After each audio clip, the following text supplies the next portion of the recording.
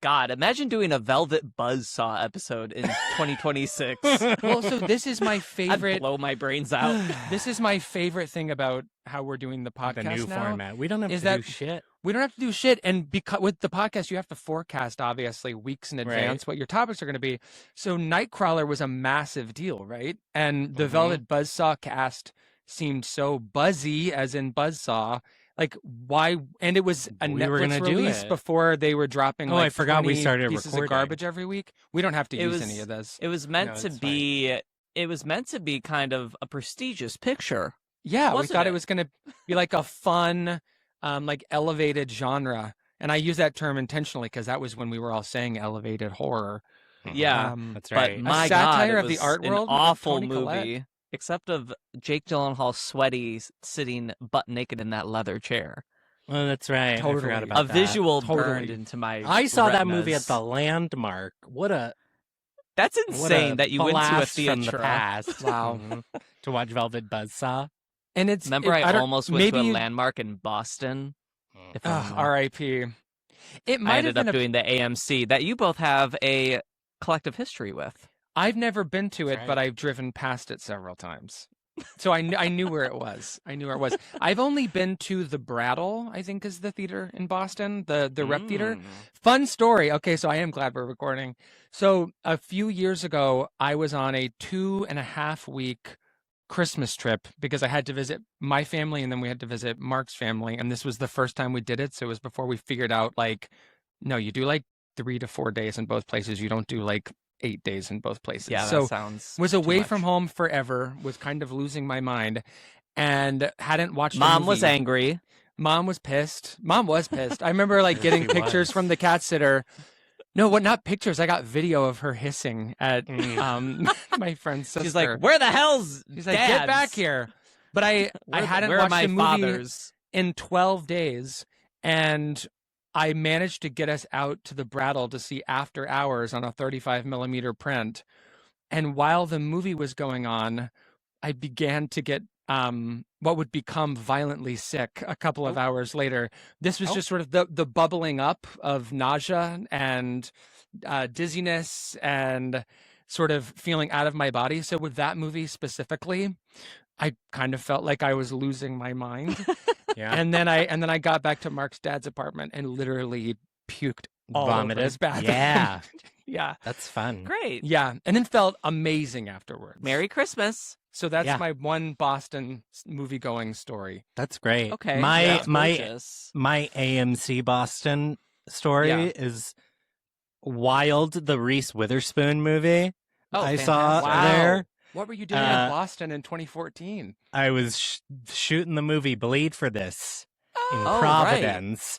You were And doing your job. literally, it was a Friday at like, I think we were close to wrapping the movie, and it was a really hard Friday. And the movie had already been out in New York and LA for a couple weeks.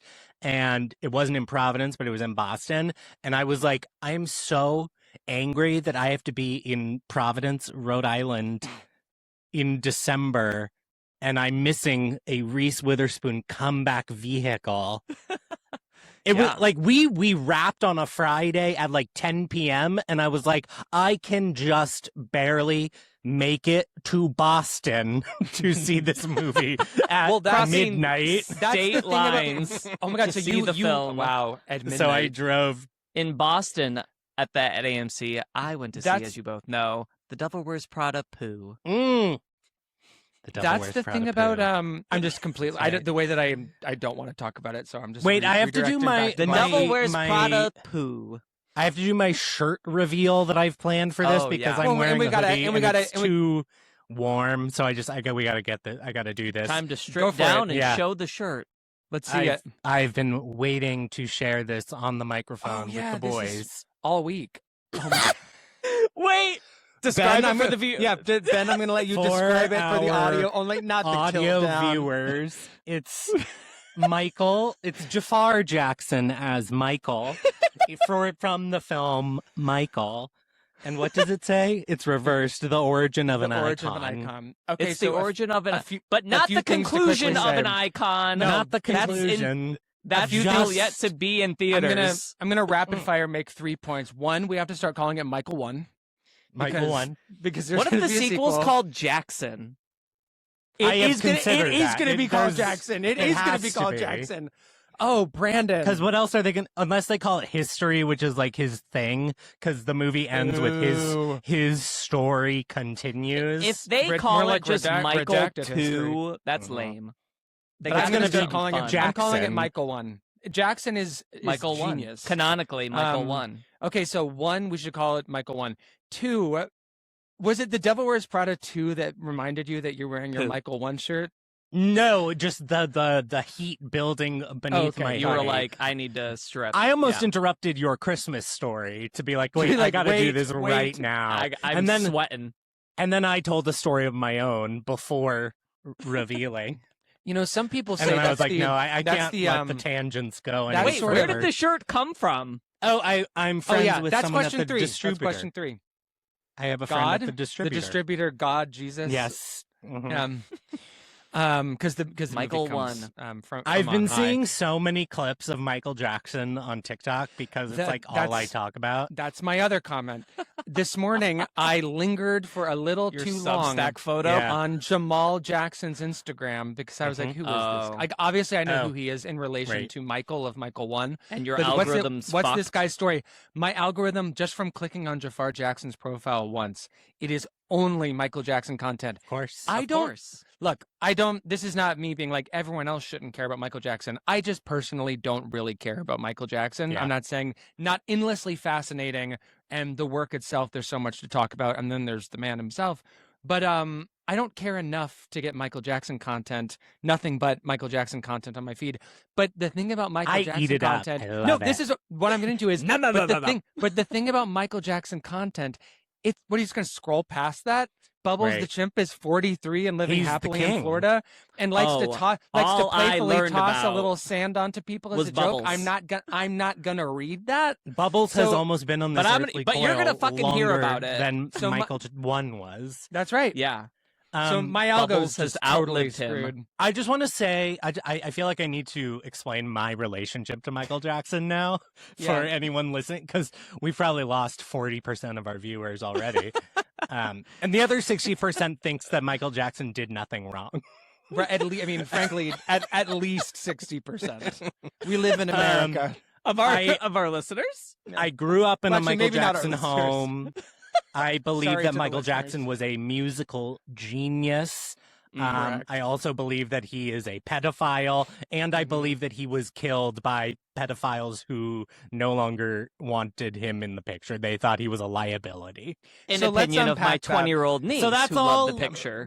So here we are. So a lot What of did you- people. What? Yeah. I No. was gonna say on the last point, Mhm. when This Is It was in production, was that shadowy plot happening in the background? When do you think? I mean, I'm really just trying to get us canceled as fast as possible. So Oh, I want sure. to, I want you to elucidate the details of your final point. You don't have to.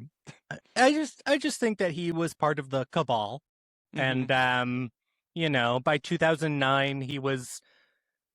It was time to go. couldn't- Yeah, it was just time for him to go. Like, Marilyn before him. At a certain point, you're just not worth the investment anymore from the powers that be. Kinda Clive sounds- Davis. Clive Davis, to me, is the person at the top of the thing, the pyramid scheme, And above and here, Jeffrey I thought Epstein. I thought the person at the top of the pyramid scheme was that woman executive from A Cure for Wellness, who's like, Yes. you ever get a D in your A? Don't get me started. Well, no, we'll get to it. We'll get to it. There's look, we have so much to talk about that has The nothing to woman do with. executive. What She a is film at the that top. was. Who by the She way, is at the top. looks like Janet McTeer in Ozark. At first, I was Yes. like, "What am I She watching d- here?" That is Janet McTeer. And who What I is like about that Janet actress? McTeer, she's tall. Is it Oh, like Amy, I don't know. Amazing Amy's mom? She's someone. She like No, has. That's a good pull. That's a She good has pull, a Ben. familiar, like character Cadence? actress look to me that I So, know I've I recognized. was- I meant to look her up. Well, Oh, Brandon's- wait! Before we leave the Michael Jackson topic, the reason that I brought no, up the please let's TikToks stay on Michael is- Jackson for longer. The one thing I wanted to say about the TikToks is there was an interview. I don't even remember what the question is, but it's like 2000s era Michael, and he just quietly says, "I didn't circle that question."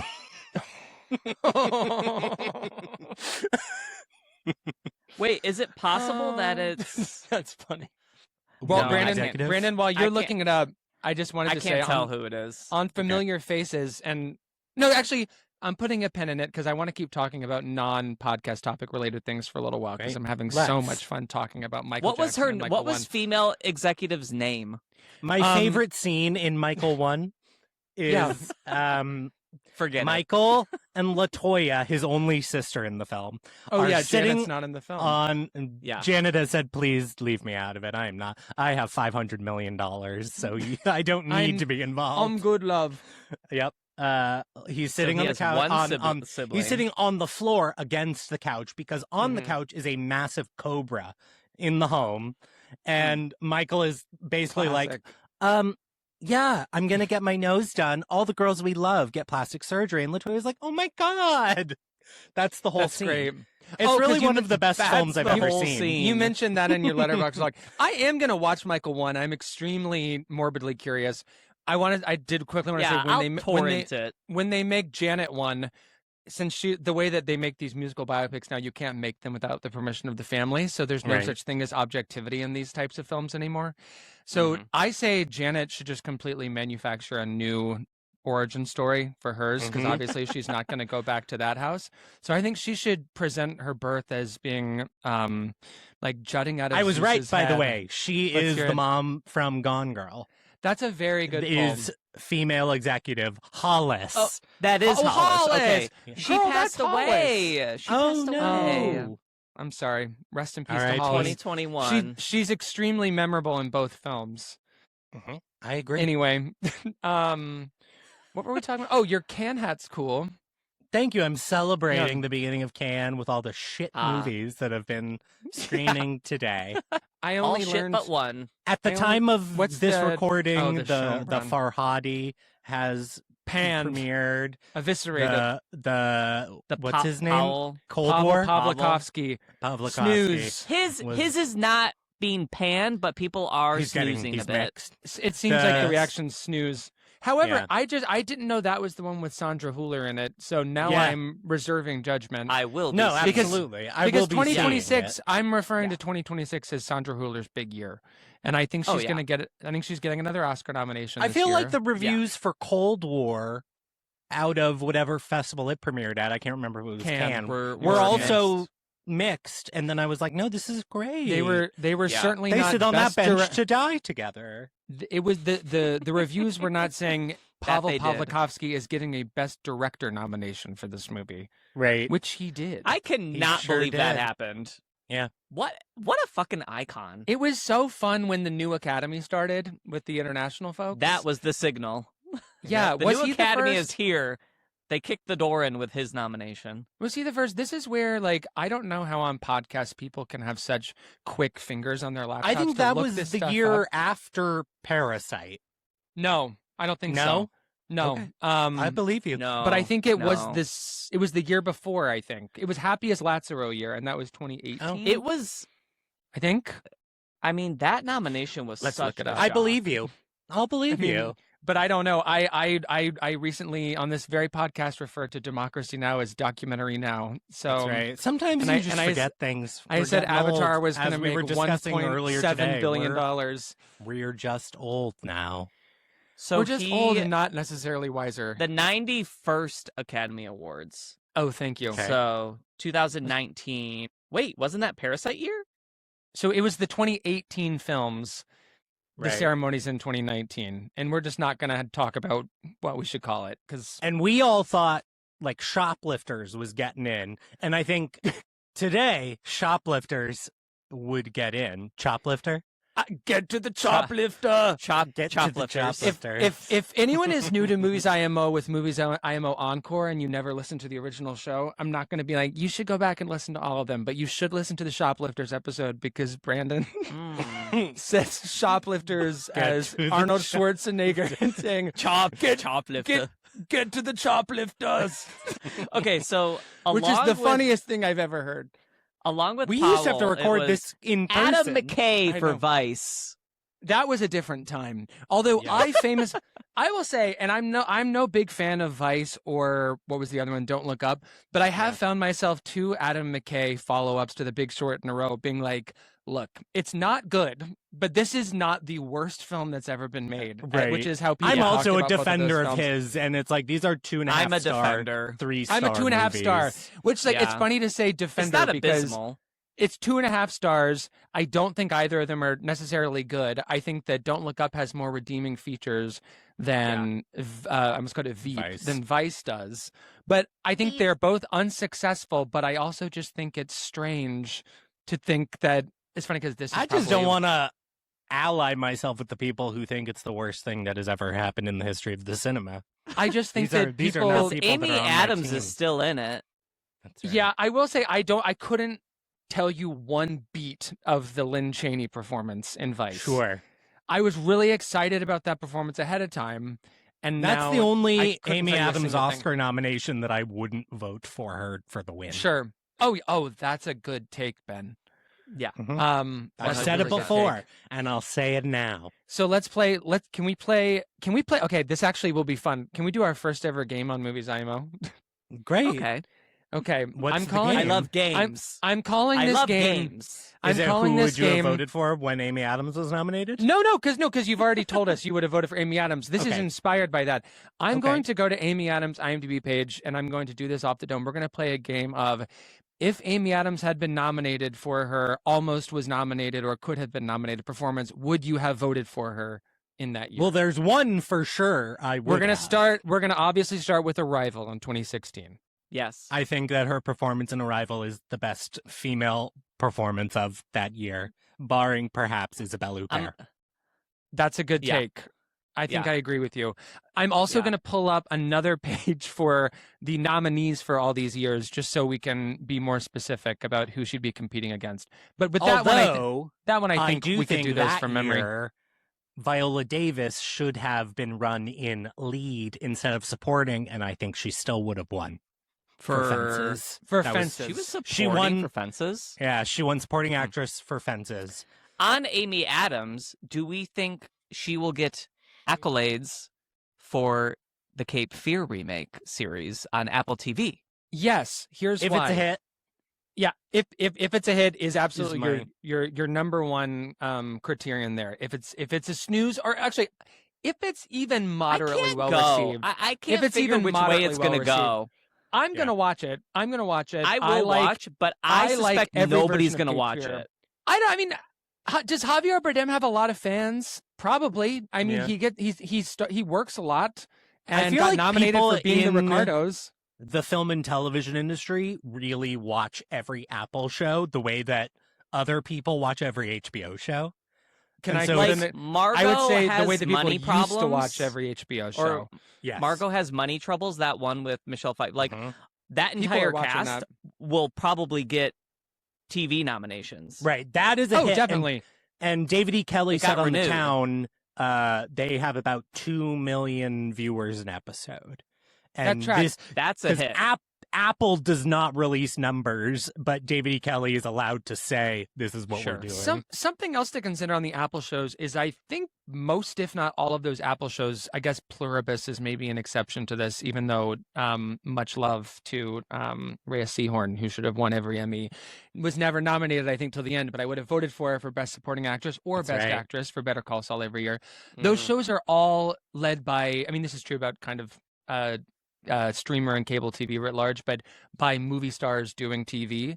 And I Right. think there's a certain type of person, and this is no judgment, but especially in Los Angeles and Chicago and New York, who, if Nicole Kidman and Elle Fanning Nicole Kidman's in that show. No, Michelle Pfeiffer. No, Michelle Michelle Pfeiffer is- Pfeiffer. If they are above the title in a the TV first show, television they're program gonna that watch Michelle and David have done it. together. Done together.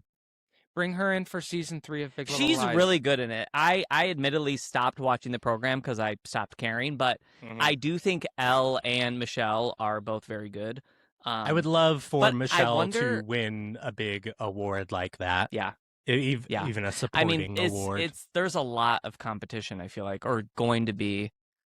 Like, but then on the on the flip side of Apple TV, and if people watch it, like, does anyone watch Widow's Bay? Hello?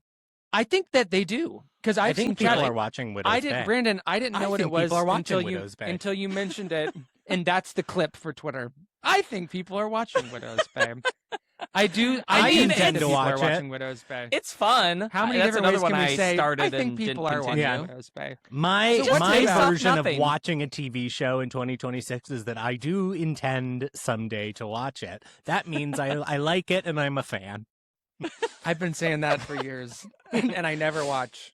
I Okay, may I want tune to. in, I do but want to get. I like want to get a it. couple of these Amy Adams in, just because I think it's an interesting. Because I think that's an incredible take, Ben, and I just want to test it with a not test it whether it's true, but with these also rans how you would have felt.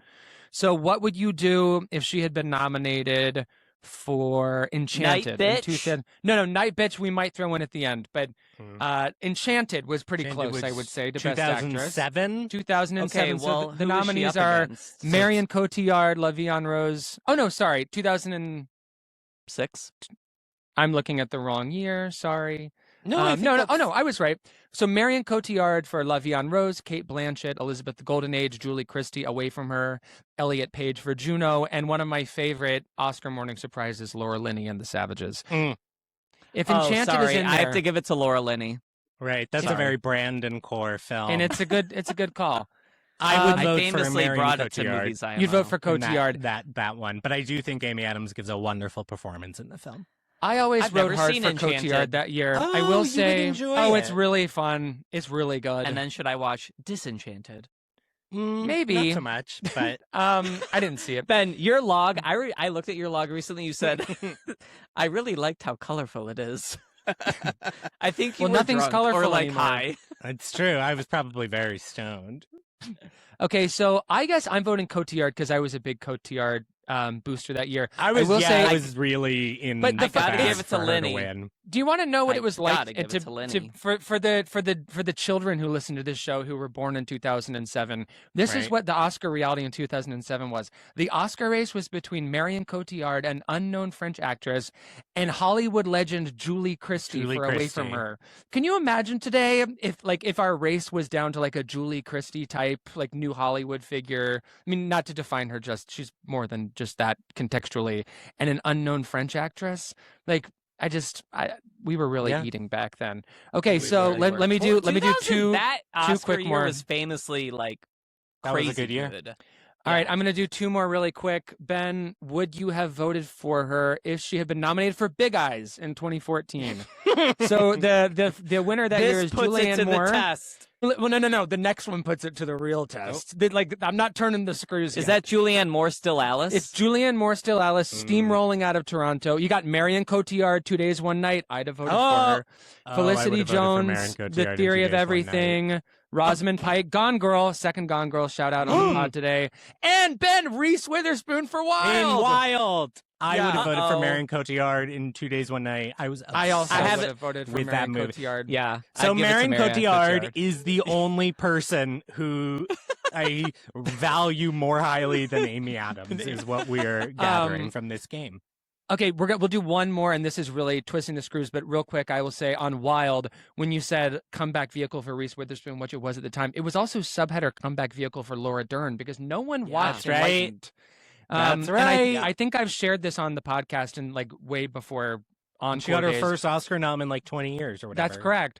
I saw her at an AARP Movies for Grown-Up screening of Wild at the Oh, yeah. what is now the Regal downtown, and I went up to her afterwards and thanked her for coming and thanking her for Enlightened, and she genuinely was so grateful and surprised to That get the someone Enlightened had shout out. watched it. Just also for the children in Yeah. 20 what was that to in 2013. 2014 Enlightened was not a classic even though it had Right. been on television and Yeah. and We she were even got watching the it. Emmy nom the second year round. Okay, my final one, Ben, is as Bev Vance, the mother of our current vice president, in Hillbilly Elegy, which I believe she was SAG Award nominated for. Is that correct? in lead I'm actress. looking right? this up. Yes, she was nominated for it at the SAGs. Good memory, Daniel. Okay, so the So nominees this are. was COVID year. This is COVID year. Okay. Oh, Keep this in is mind, game your within brain the. is scrambled. I want to do. I feel insane today in the best way possible. I want to do Because I would have voted for game Glenn within the Close, game. Game. obviously. Yeah, I know, and Yeah. that's kind of to be clear. When I thought of doing this game, it was mostly because I was like, I To wonder get if he would have here. voted for Hillbilly Elegy. Okay, so I'm gonna give you guys 3 of the nominees for COVID year and Best Actress, and I want you to both of you guess the other 2. So Frances McDormand in Nomadland, Yep. Viola Davis in Ma Rainey's Black Bottom, who I thought was Yep. going to win. Carey Mulligan in Promising Young Woman. Any Mhm. guesses on the other 2? Audra Day. Correct. Is that her name? That's right. For United States versus Billie Holiday. That's the more Oh. easily guessable one, I think. Do you remember the last one? God. You I might be can't even surprised. remember All what right, came out. is it a performance in a well-nominated film, or is it more of a Oh! one-off? Oh, never mind. It's like a I don't one-off. know. It might. It's like a there. I one-off. was. There was a second performance that got some buzz in supporting actress, and this is the director is not American, I think. The director is not American. Just Are gonna they a confirm big actor? Like In 2020 on television in 2020, absolutely. Hmm. Prestige. No, I'll give you one clue. I don't know if I'm gonna get it. I really Is- don't know. Is in like the last few, in one of them anyway, the last few Mission Impossible. She's in one of them playing a In one of character. the Mission Impossible. Vanessa the Kirby Olympic- for a woman. Yeah, Oh, Vanessa shit. Kirby for Pieces of a Woman. for Remember having a that? baby in a bathtub. Yes. Okay, so Ben, would you vote for Amy Adams for Best Actress in Hillbilly Elegy? I would. And who would you kick out? I'm just kidding. I would. I would vote for Not. Viola. I would. I would vote for. Francis. Guess who I would vote for? It's. I think gonna you're- Francis. shock you Oh, all. You bet. Carey Mulligan? I would have voted for Carey Mulligan. Wow. The scene in which she sits opposite Connie Britton and they go toe to toe is the best acting I've ever seen in my life. That's incredible. What? Did you? A movie I thought you hated that movie. I do. I don't hate what Carey Mulligan does in the movie. I hate I the do. movie. I think well, hey, speaking of movies that I don't like, where there's a scene. It's basically I will until say- Beef, it was like the only Carey Mulligan performance that I liked. So Beef season now 2 Beef- reminded me that I like Carey Mulligan. She's actually a good. She hasn't That been. she's turning actually into good. I think in she's a quite great a long actress who time. Yeah. needs to get or needed at some point in her career to get new representation. Beef, But don't Beef forget, season 2. like- She's great. Off and Education, which I think she's great in, but have I seen it Yeah. in the last 17 years? Of Right. course I haven't. Right. She works with the Coen brothers. She works with Steve McQueen. She was good Like, in she, Shame. She was amazing in Shame. A It's movie a, that it's a weird ev- movie. It's a movie that I don't know that it holds up. I haven't well, seen it since it it's a came movie that when I was 20 years old, I thought was incredible, and I did I would too. like to see it. And it catches a lot of heat these days, and it caught a lot of heat then too, which I guess I just wasn't aware. Looking of at the back, time. it's like, oh yeah, it is not great to have a movie where a guy's deepest shame is that he's going to go hook up with another guy. with a dude. Like, yeah. that's the darkest point in the film is that he's And going for me, it was the have sex the with a high, man. It was the high point. Okay, I'm Same. closing out. I'm closing out all my Amy Adams related. Let me add that to my Anyways. watch list. Should we move into the show? I mean, this is so fun. Sure. I feel like we should just do the. We could. I- we More could just games. do this. I mean, forever. More games. Honestly, We should. well, hey, didn't you hey, want to that's add a something. segment? hey, here's an idea. Oh my God. Is the game Well, the new segment? Here's my The idea. game's Here's the my new here's my segment. yeah. We do a game as a new The segment. but game. I can't remember. Yeah, and we'll call it the game. David Fincher's directed The by Game. David Fincher. I can't remember if we talked about this on mic or if we talked about it in our group chat, but the idea that whoever doesn't bring a topic has to do whatever Brings that the game. thing is. So perhaps the person who's in charge this week, which I am, coincidentally, maybe they're the Boss one. The game. I don't know. We can comes think up about it. with I the like game. it. We can Hey, think about that. leave us a review on your podcaster of choice and tell us: do you want to play a game? Do you want to play a game? Do you want to play a game? Would you like Okay. to play a game? Okay, stop playing games. We have to lock in. Okay, take a deep breath. We haven't even introduced the program, That's what I'm No. trying to do, and this and is it's 30 minutes. this is kind of my fault because I'm We're the 30 one minutes into our as I take a sip of 45-minute coffee. episode. Although I don't there's a know lot that to talk about. I don't know that our listeners know that when we decided we were going to come back, we first talked about doing 45-minute episodes, and I completely forgot about that. We did have agree to not. that. This is our We have 10th not stuck to episode, I that. think, by the way. It is our 10th episode of the episode. Movies Happy I Am anniversary. on. Double digits. Happy anniversary, everybody. Thank It's the you. games anniversary. It's Games. it's the hillbilly anniversary. Games. It's okay, stop playing games. Let's do I this happen. love games. Okay, I also love Brandon. I also love games, but right now we got to get this show on the road. The gamification of podcasting. Okay, real quick. Remember when we took a meeting with I won't say who the studio is, but on the last version of the podcast, we took a meeting to talk about maybe joining their. Did they want podcast more network? games? No, but I remember us saying They wanted guests. No, I was like, we're not doing guests and we're not doing segments. And then they were like, so we really like what you're doing. I think we need to add guests and we need to add segments. Yep. They were basically like, so we love what you're doing. We would like you to do something completely different for us. Yeah. And Name them. I won't name them. I was gonna speculate And about where how are they're they doing. now? That's what I was gonna say, but I was gonna say something a I little more literally don't specific know. about it. Neither do I. I- Anyway, I literally this is don't know where they are now. this is Movies IMO. Welcome to Movies IMO. We are a podcast that was once dead and now, like the child in Seance on a wet afternoon, we are still alive. We are No so alive. spoilers for the 60-plus-year-old movie, which we will be discussing today. So, Movies IMO, what are we? What are we doing? Who are we? I don't know. Is a good place to start. Who are we is a good place to start. My name is Daniel Cook. Why the hell are you asking me? My name is Ben Empey. And why the hell are you asking him? And Sorry. I'm just gonna No, wait. It's great. I'll wait. It's fine. Okay. And Is it my what's your name, Brandon? Yeah. Why are you asking me? Brandon. Kirby. Oh, no last name, like Cher. One name. What? No, I always say my full name. Oh, you do. You can I you guess can we do whatever you want though. There are Brandon no Kirby. rules on the Movies IMO Encore. I spoke over you. Can we get it clean? There are a lot of rules. Brandon Unsaid Kirby. rules. Wait, Brandon, I was talking over you again. Can we get it clean? It's kind of like No. Sallow in how many rules there are. And how many days there are? How long this podcast is going? That's Okay, right. How so- much Sodom? Nope. Well, there's no Sodom on camera anyway. So the podcast. Only so on what- Magellan's boat. That's right. So we're a podcast where every week we talk about Lav Diaz's Magellan, and let's just jump right back into it. So Don't let me lead that one. yeah, I thought that was great last week. I am noticing a drop in listenership for that one, so I think we have to double down and just do Lav Diaz's Magellan every week Again. and punish the listeners until they That get those reminds numbers me, up. I was going to say we need to have another title with the word gay explicitly because we need to see if We that do juices great- the we- numbers. We do Oh. great numbers when there's gay in the title. So I think we A need to gay think about for that. a cure for gay. A cure for gayness. A cure for the cure for gayness is watching that twink ass Casey Musgraves. What do you mean?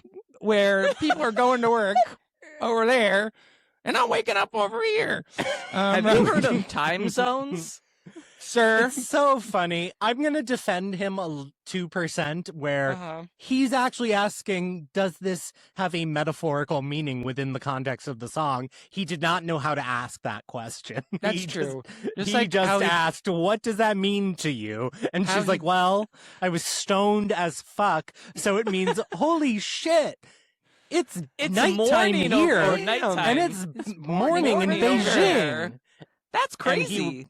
He was humiliated. Oh, Casey, He God's didn't know favorite how to stoner. respond. He didn't know what to say. Because he doesn't So- have a bachelor's degree in journalism, does he? Get him, Brandon. We're starting. We're starting a fight with another podcaster Mm. of equal stature, I'd say. Yeah. Who doesn't know That he would actually probably exists? be really good for our brand. That'd Not be good great for for our brand, numbers. but it would be great for our numbers if we started beef with Jake Shane. That's the title. picking a fight with Wanna with fight? Beef with Jake Shane. Beef with Jake Shane is the name of the episode. Beef season 3.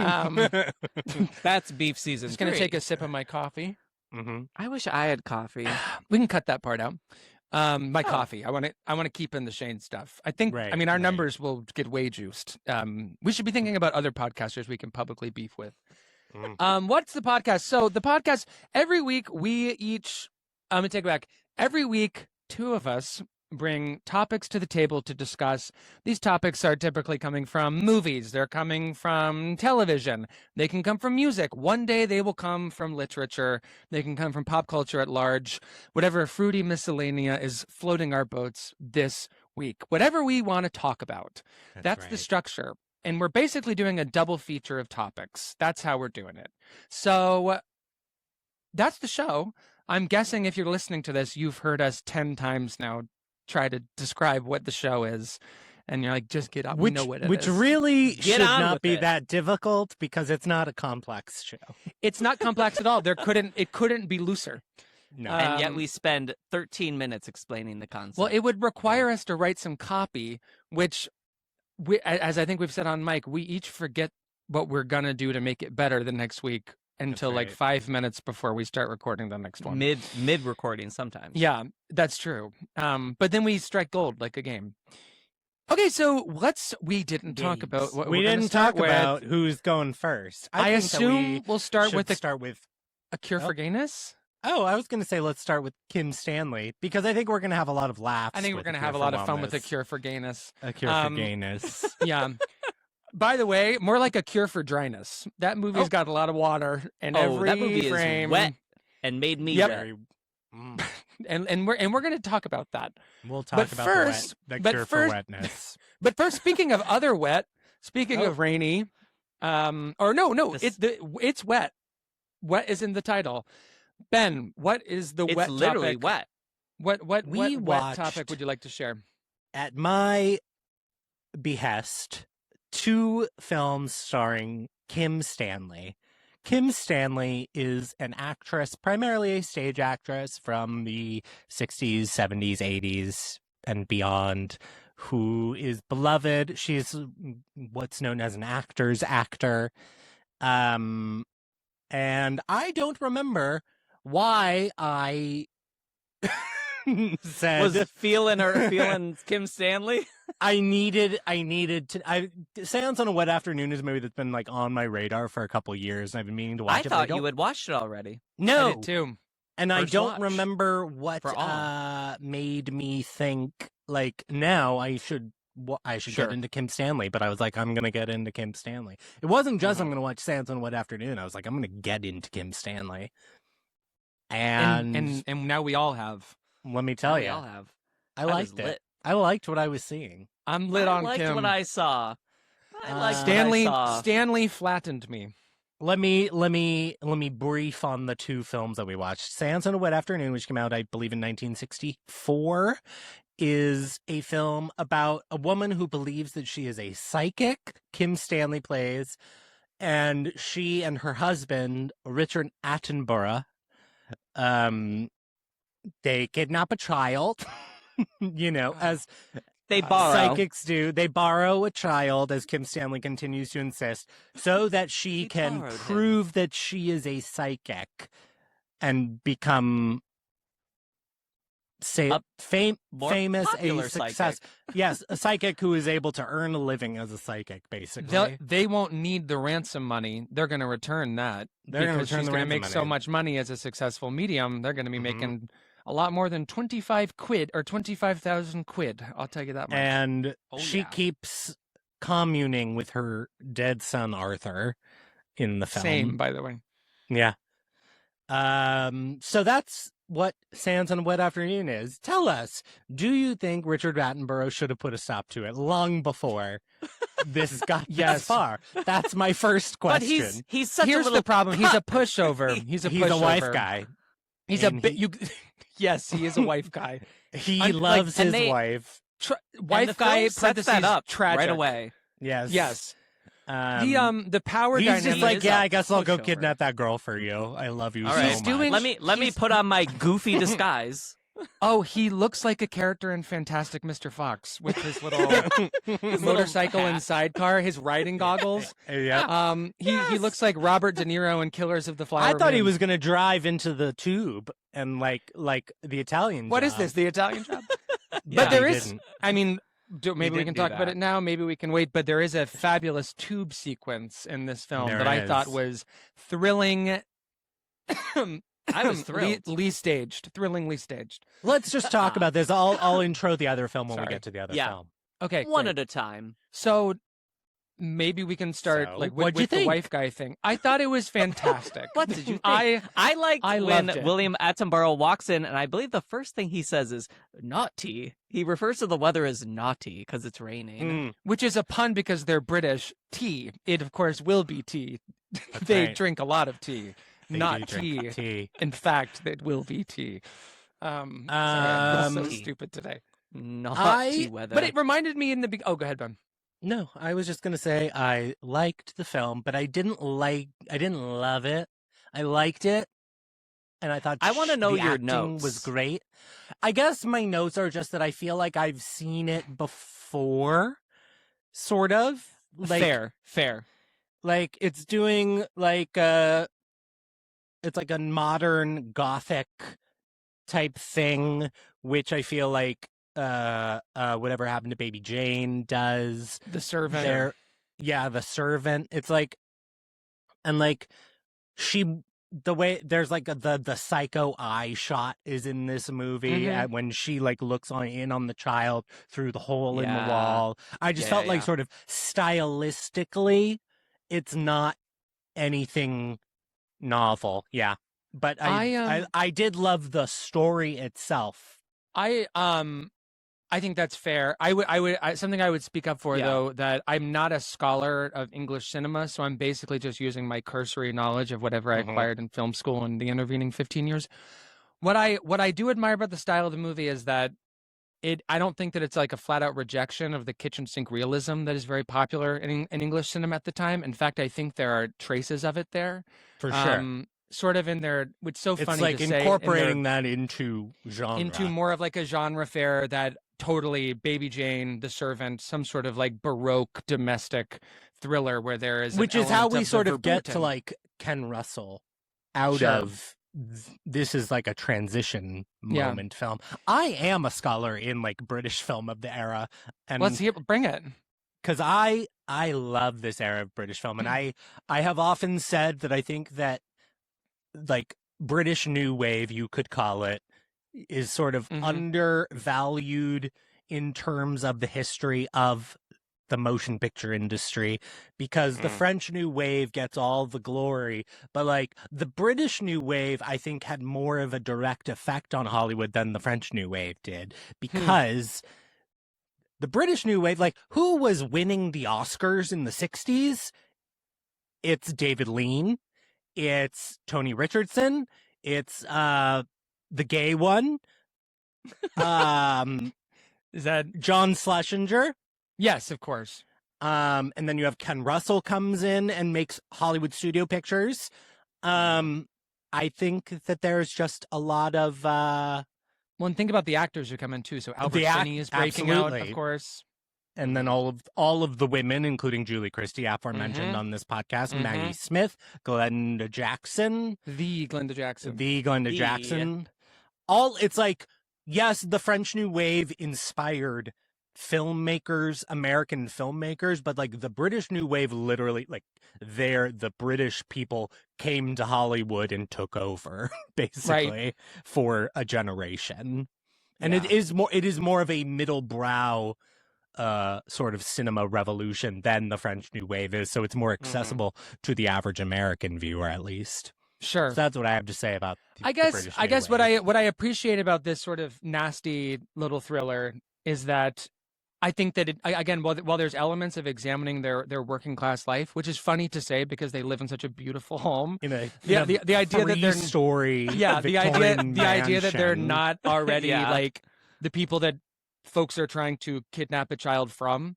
right. That it has these sort of, again, like elements of the forbidden, like this movie kind of feels like it's touching the third rail in a way that I imagine for audiences at the time, what I love about the reveal of what their plan is you don't really get a lot of details. You learn as you're watching, and particularly in the sequence where Attenborough dons his riding goggles and his scarf or whatever, and then he is like knocking out a child with a handkerchief full of fumes and kidnapping her from school.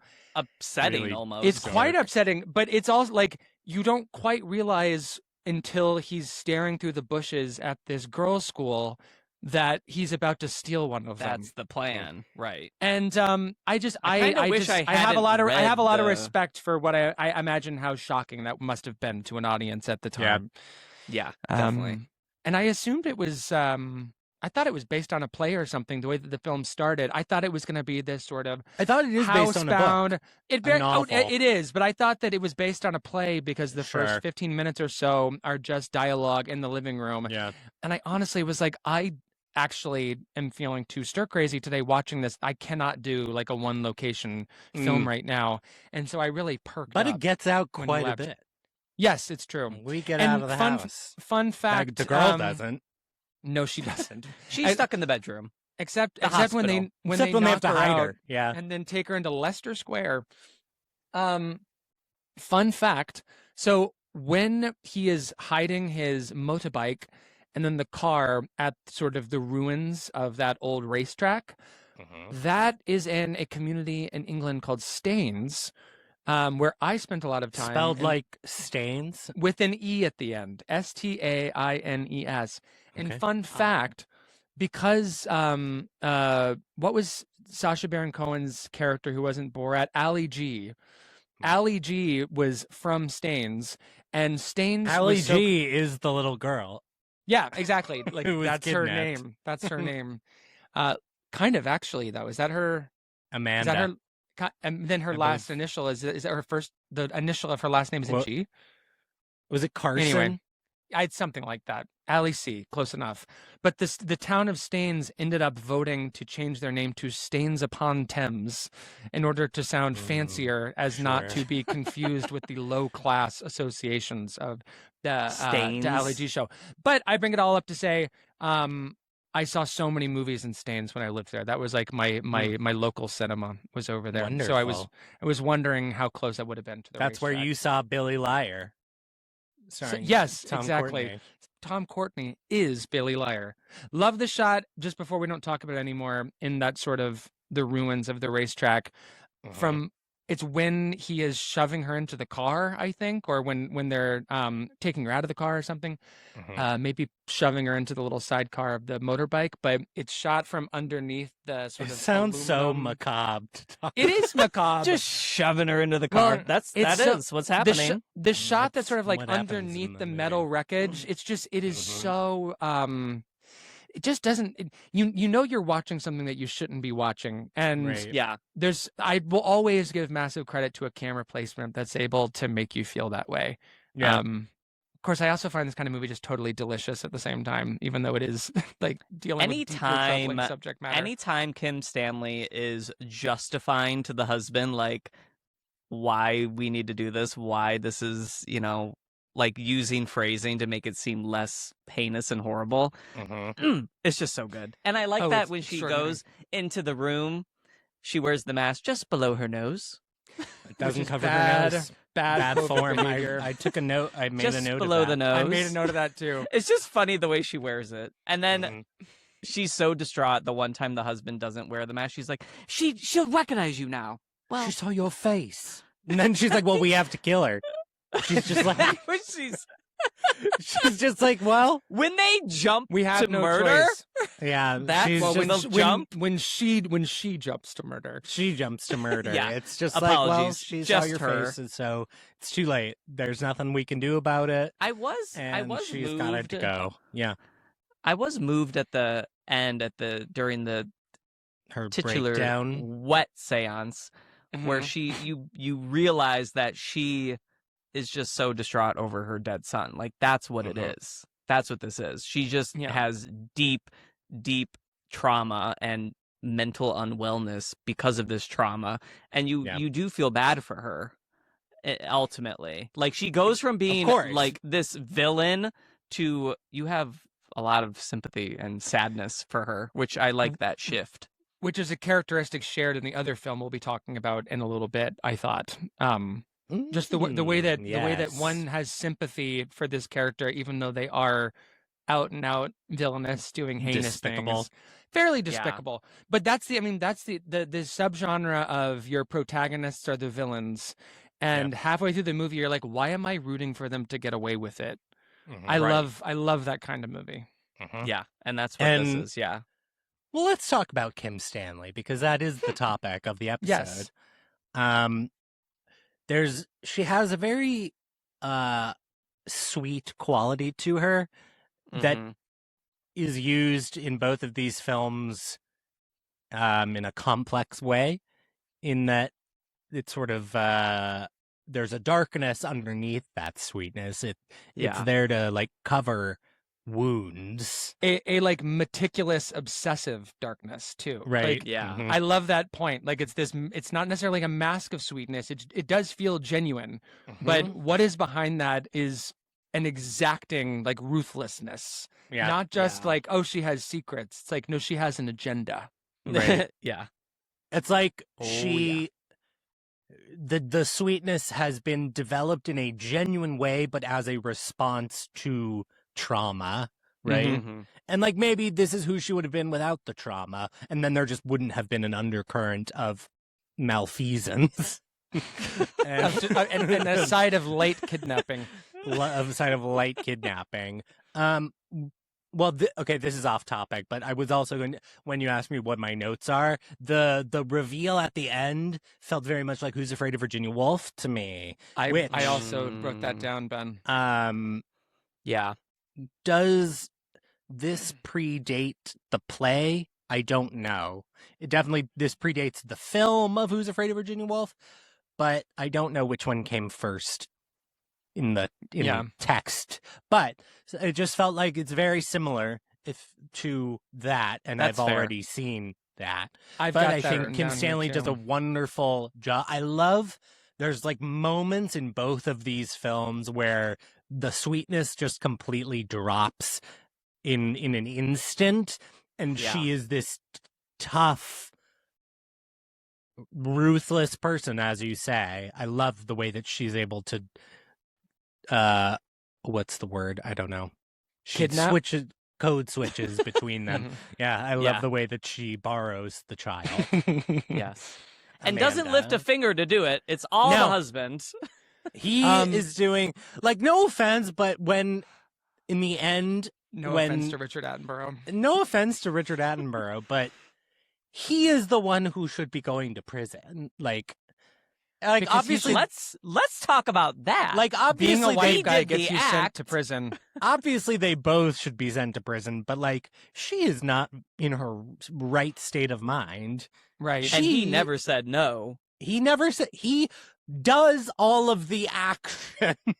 That's right. But He does I will the borrowing. I'll speak up for the wife guy. So think about the moment in the movie when they're reviewing the ransom note, and he says like, "Ooh, should we say a lock of her hair or something else?" Which, by the way, is just a very funny scene when he just a piece of her hair. Yeah. And she suggests a piece of her and, and curly. And then he says something like, "Well, I'll just stick to lock or something else." And then she goes, "Peace." Like, if that doesn't make your blood run cold, and that's what she does to him in the beginning of the movie. Doesn't she say at one point, like, "Why did you marry me? Because you're weak." Like, yes, when she code switches, very that's early a in the great way to movie, put it. yeah. Then, like, I don't know how I'm saying no to that. I'm scared to death of this woman. I know that she's not an axe murderer, but the film title, I Married an Axe Murderer, came to mind in that scene. I believe it's alluded to that he tried to leave her once. At some point in their relationship. Could not. And so obviously he failed successfully. Good luck. So he's weak. That's why she keeps she's him right. around. She's she right. Is right. He's weak. Right. She did nothing wrong. He is so weak. He would rather kidnap a child than say no. Then have stand a tough up to conversation with his wife. Right. Exactly. Straight couples would literally kidnap a child before going to therapy. That's right. men will kidnap a child before having a tough convo with his wife. Just real quick, because I don't know if we're going to come back to it, but on the ending scene, I just wanted to say that I do my really only note with the movie, because I'm buying it stylistically, I'm buying the performances, I love the sort of tricky moral place it sticks you, and everything else I've already said that I like about it. The final scene is tough for me because it does have this quality of where the cops could, they could say in essence, like, we've been working on this story for weeks, and she just tweeted it out at the seance. Like, I buy her breakdown because the scene is so unbelievably performed by Kim Stanley, but it requires for me a suspension of disbelief that was difficult. Emotionally, I bought it. Psychologically, I guess I can go there in the abstract because of the way she performs it, but I don't believe that she would just tweet it out in the way that she does. That to me is like narratively a little tidy for me. Sure, that's fair. And that's fair too. But it works because it's Kim Stanley. Think that Richard Attenborough confessed and brought them there? Is that how you guys see it, or they came independently to check again? He told them to come. That's my belief. I don't know if that's how I read it, but I don't feel strongly about that. I don't care that we don't maybe see it the same way, but only because he says to them after she basically tweets it out, he says, like, I left her by the scouts because I knew you would find them there or something. Right. And I was thinking, like, if he'd already been talking with them, he probably would have confirmed already that I think he left her there. But it doesn't really. Either way, do I think that cop is actually the head of his medium society? Right. Maybe. That's another quality I do like about the movie, that the whole idea, like I don't want to call it a satanic element, but the element of the seance, that feels very, like a new agey concept that people in the suburbs are talking about. Like, have you heard that people are summoning the dead? You just light a candle. Like, I'd be curious to know when the Ouija board went mainstream. I felt like the seance element was a little underdeveloped for my taste also. Honestly, I feel that. Yeah, for the movie being titled Seance on Wet Afternoon. It truly does not, it's not about that at all. Like, really. That's kind of my issue. Like the seance. Go ahead. But I kind of liked that about it. The mom of the kid comes is such a nothing element to the plot. Like, that seance could have been skipped. Right. She does collapse. Or like ramped up. But that's honestly. Why was it not just simply ramped up? Why is, for the way that I think about writing stories, why isn't that the climactic one when the mom is there? Not when it's just the police. I agree with you completely. I kind of appreciated it as almost like a bait and switch. Like, oh, it's actually not about the seances. I think that was my kind of read of it, and it worked for me. It for me takes a little bit of energy out of the last 20 minutes. Because there's like 20, 25 minutes of the film left after that scene. But I mean, it worked. Again, I was fully with this movie, including, I agree with Ben's note completely. I hadn't fully thought about that until this conversation. But in watching the movie, I was coasting along fine with that. Yeah. I was thinking, like, I love nuance. I love underselling something. But I love the cross-cutting of the kid saying mommy in just the other room on the other side of the wall. I would have loved, like, the mother to say that she's heard that and be like, I can hear her. You're like, she's here. I'm surprised that didn't happen, honestly, because it felt set up for that. There are times for subtlety and there's times to really ham it up. And I think this would have been a time to really ham it up. To really crack up. And I think that really in the mood to crack up. Kim Stanley and Seance on a Wet Afternoon final scene. I'm really in the mood to crack up. I lost whatever point I was going to make. Sorry, we were just cracking up. We were cracking up. Too busy cracking up. It's an extraordinary performance. Good movie. It's a great performance. I think that for me, there's this really interesting tension in the performance of how in control is she? Because she is so, again, meticulous in her execution of this plan. That reminds me of what I was going to say, is we don't really have, like you said earlier, we learn things as you go along. We don't really have any sense of what is the end game of this plot. is Kim Stanley's plan to get the child back to the parents vis-a-vis a seance. We have no idea. Will she know where the child is? Like, yeah, that's never really explained, and I think it speaks to the fact that she is not in control, because I think she's not thinking beyond the next 5 hours. I agree. I completely agree with you. And I think it's such an interesting tension in the movie, because for the first act or so, you believe that she's crossed every T, dotted every I, she's fully thought this thing through. I'm sure we'll find out how she plans to do it. And then as the tiniest pieces of the plan begin to unravel, she's not amazing at tying those pieces back up, apart from the ones she predicted. And so you realize as you're watching, like, oh, not only is this not going to go well, which you kind of know from the beginning because it's that kind of movie, but she has not thought this through as carefully as she thinks. Isn't the reveal that her plan all along was for the child to die? So Arthur has a friend. You could read it that way. Maybe so. Only you because could read it the way that, because that's what he accuses her of, is that she was always intending for the child to die. And maybe that was, but also maybe it was brought up in the seance her. Certainly Richard Attenborough was not privy to that information. I think he's not privy to a lot of information. Right. Right. But to me, at least, when I was watching that, I think I thought to myself, oh, was that was her plan this whole time, that she actually wants the child. And even also, to like, die. maybe if it wasn't a conscious thought, she probably... It came up. She has not... Seance. Right. She has not thought the plot through, because perhaps she wants the child to die. Maybe so. Right. No, maybe so. Right. And also because, I don't mean to disrespect Mrs. Savage. I just love, like, I love a name in a narrative that's just so underlining everything, like in an unsubtle way. I don't want to badmouth Mrs. Savage's like talents, British potboiler novel. Yes. What was I gonna say? Oh, that. Oh, fuck! I actually think I completely lost my train of thought. Sorry. Oh, I don't want to. I don't want to disparage her talents as a medium, but she's making all of this up, and so when she has her revelation about the child dying, she makes it convenient for herself. Let's just kill him. Yeah, which is kill her. her. Maybe I have a hard time in the breakdown in the final scene.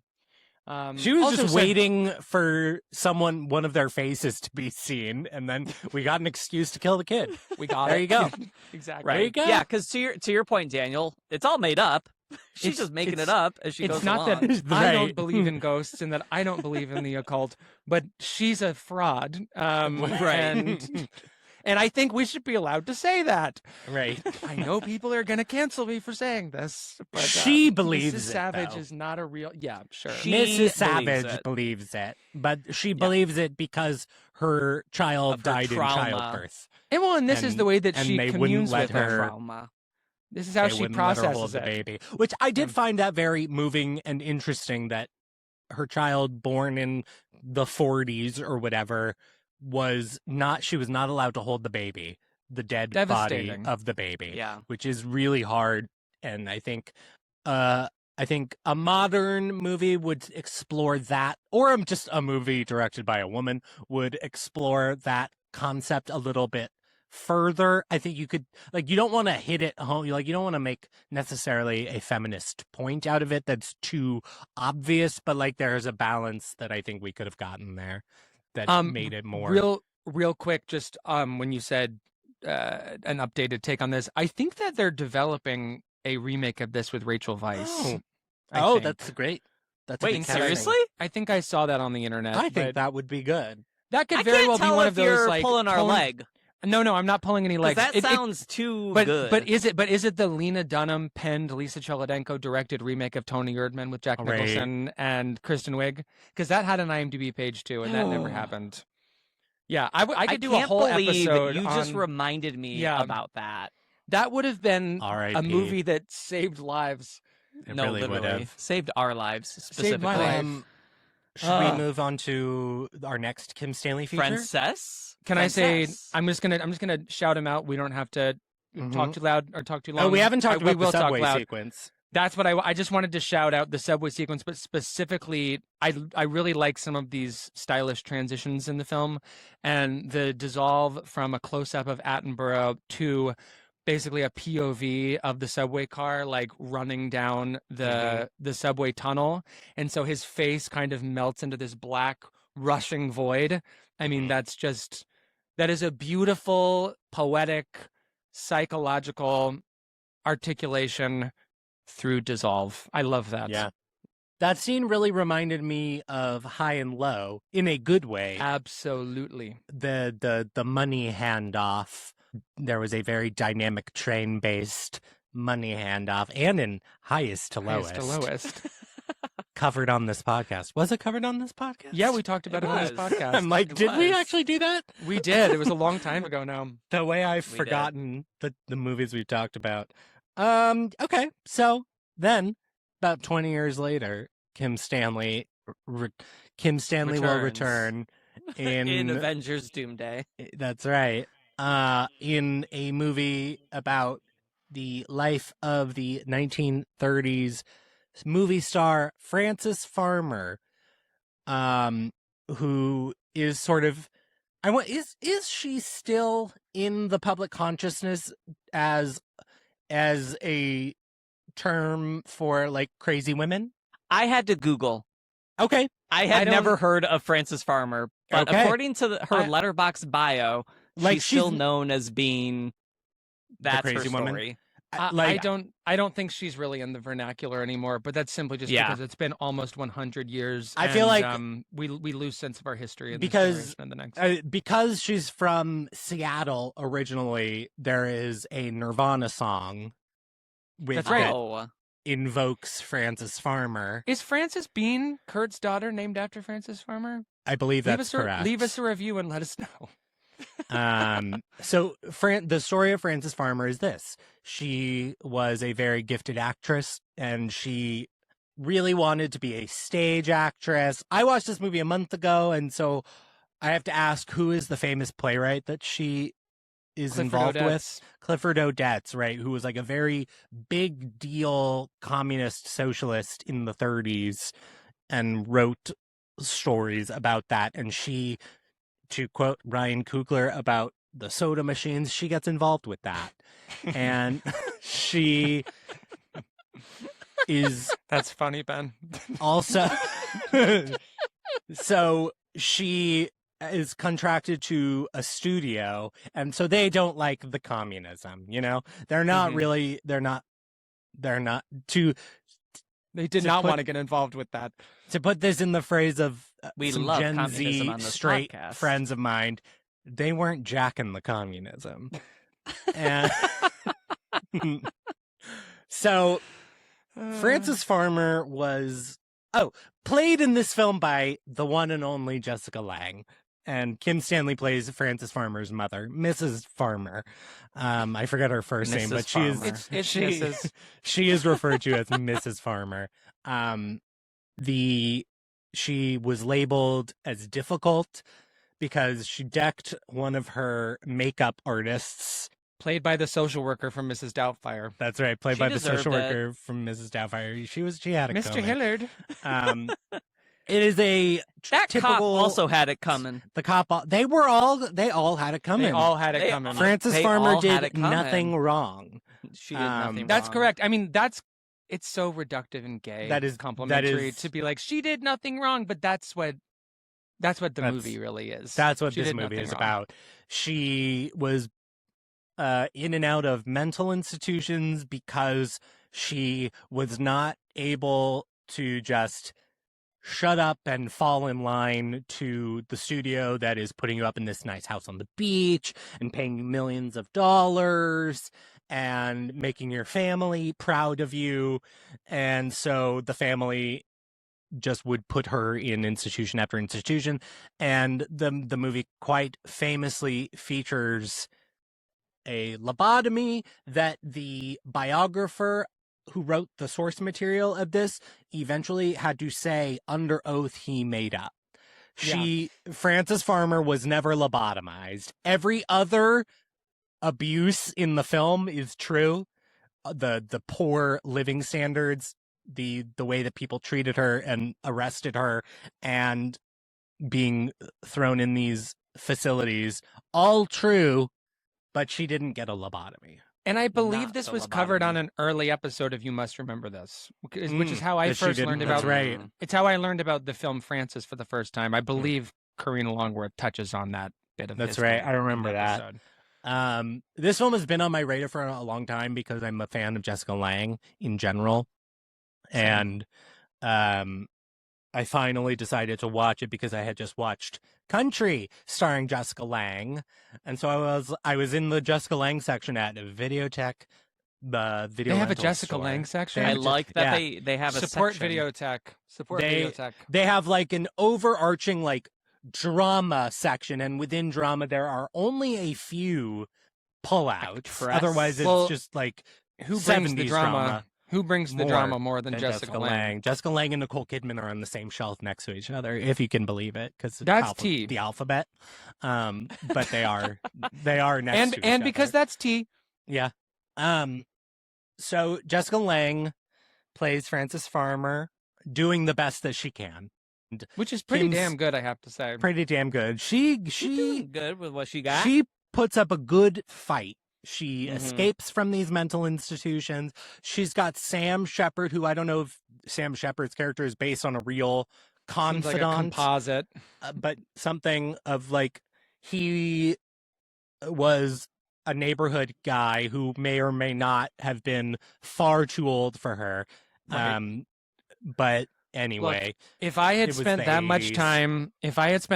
time, around Sam Shepard's cute little mustache, I actually would have lost my mind. Yeah. So the fact that she's able to actually not lose her mind when she's around that much Impressive. radioactive hotness, I'm impressed. Not to be so we can talk reductive. about the movie in general, but since this is the Kim Stanley episode, let's talk about the big scene, the staircase. the staircase scene. The Best piece of staircase. acting which I've is- seen It's so in my good. life. I mean, in a while. It's extraordinary. Jessica Lange, I believe, has escaped and is come home. For the first time?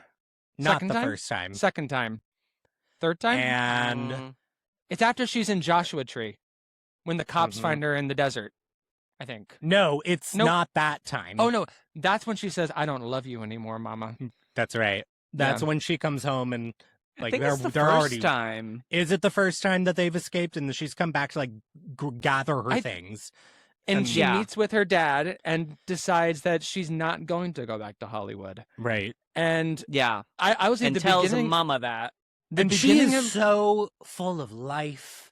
She's seems like, she's figured it out. She seems clarity. great. The she literally clarity is she Hollywood, possesses. Mama. yeah, she's like, I wanted to be an actress so bad. I went after it with all I had and I did it and I hated it. So now I'm going to go live a real life. And she's Yeah. so Good happy. plan. And literally she like pours her heart out to her mother and all Mhm. Kim Stanley says in response, like the elation. What about your fans? No, Yeah. she's not there yet. She's very happy. And she's like, your agent called. They want you back. Like she Mhm. wasn't listening even a And is- little bit. When Yeah. you watch Kim Stanley, since we're here to talk about Kim Stanley, the look on her face of jubilation, Yeah. elation, and it should be said, love for her daughter and Mhm. excitement for her daughter, because this is a complicated character. Not that you know, I'm not Mhm. apologizing for the behavior. The look on her face when she says that line, and you realize this is about to get really crazy Right. between these two. Like, Shit's about to go down. And then and- they and- argue back and forth, and Frances realizes, oh, she is just going to send me back. Like there's no way out of it. and Kim Stanley got nominated for an Academy Award at the end of that Yes. scene. It's a Um, great performance throughout and Kim the film. Stanley is like, that you want to be a nobody. Do you know what it's like to be a nobody? And then Jessica Lange starts to get physical and she chokes her mother out and pushes her against the stairs. And Kim Stanley it's actually, the physical aspect of it is a little funny, I'll be honest, but like, I am they- gay, and unfortunately, it is a little funny to see Jessica Lange choke out Kim Stanley. on the but staircase. yes, they are in giving emotionally wrought performances. But Yeah. it's literally just, it's funny to see like the half-assed choreography almost. Well, and we can get into this in a minute, but I think the film itself is good, but there are some filmmaking limitations that arise, and the blocking here perhaps might be one of them. I do think there's something that really works that is also sad and funny at the same time, is at the beginning of the scene. This whole scene begins with Kim Stanley upstairs affixing a handwritten sign to France's door that says, "Whoopee!" 2 exclamation points. "Big news!" exclamation points. And it's like, this is not going to go well. It's not Right. whoopee. Oh, It's right. not So this whoopee. is, she has gone to the first situation and like graduated successfully, I think is what has happened in the narrative of this film. The mental situation? Yeah, she has come No, I think home she into escapes. the recognizance of her mother, right? Yeah. So what I remember, I believe what happens. Or Brandon, do you remember? I thought this was when after she escapes. This is Okay. I think this is when she and Sam Shepard push that Escape nurse over the wall. and escape over the hill, and Over the then wall. when she gets home, to Mother's credit, her lawyer is there, Right. and they're like, "We like, just so you know, the mental They're institution has angry. called the courts and they want to drag you back. We're going to make sure that doesn't happen." Right. Which is not what I thought was Right. going to happen. I mean, I thought she was going to get picked up at the honky tonk when she and Sam Shepard were I love the honky we're tonk dancing. scene. I do She and Sam too. Shepard are dancing. They're just And I think so it's much beautiful. fun. It's so beautiful when they get to the car. One of and the they're in great love and they're gonna get cinematic married. pairings is Jessica Lange and I mean, Sam Shepard. on and off the screen. That's right. It's just a lot to handle. Like, of course, in country too. But this is And Frances features a scene that I had to make a clip of, where the doctor, the first time that she is put into the yes. sanitarium, what does the doctor say? Dr. He says, Smilington? he says, this isn't This a isn't joke. a And joke, this whole and thing's a she says fucking this- joke. This whole thing is a fucking joke. It's so which funny. she's I was right. watching And that scene because and I was she's like, why Jessica do I Lange. recognize it? Because I had And it's already 'cause you shared a clip sent of it. it. Mhm. Yes. That's I will say Lange. this is where I will speak up for director Graham Clifford. I do like in that scene, or rather, it's in another doctor scene, but the same setup. They're on either sides of the desk, where he's sharpening a pencil, and I thought the insert of the pencil shaving coming out was nice. I liked and that then, moment and as then well. him shoving that into a tiny little brass trash can, which is the kind of thing that you see in antique stores that you would never make. Like, why do I need a little trash can for my pencil Right. shavings? But you needed one then. But you needed it. That's what it was for. I think as a visual representation of the unraveling and then the control of him shoving that into the little trash can, that's Yeah. a very well directed moment in my opinion. I agree. I would have to agree. And I think obviously the performances across the board speak for themselves. And when all of the performances are good, you can attribute that to the director, right? Sure. And And I think that I really try not to be hyperbolic, but I do think that this performance from Jessica Lange is one of the greatest performances I've ever seen. I would have to and- agree. Yeah. And Kim Stanley, we talked about this last week, and then I mentioned it in my Letterboxd log. Ben, I think you were saying, obviously she was never going to win the Academy Award because she's up against Right. Meryl Streep and Sophie's Choice. Therefore, Mm. we were talking about this because you saw Tootsie. Therefore, she wins Best Supporting Actress for Tootsie, which she's great in, but probably would not have won.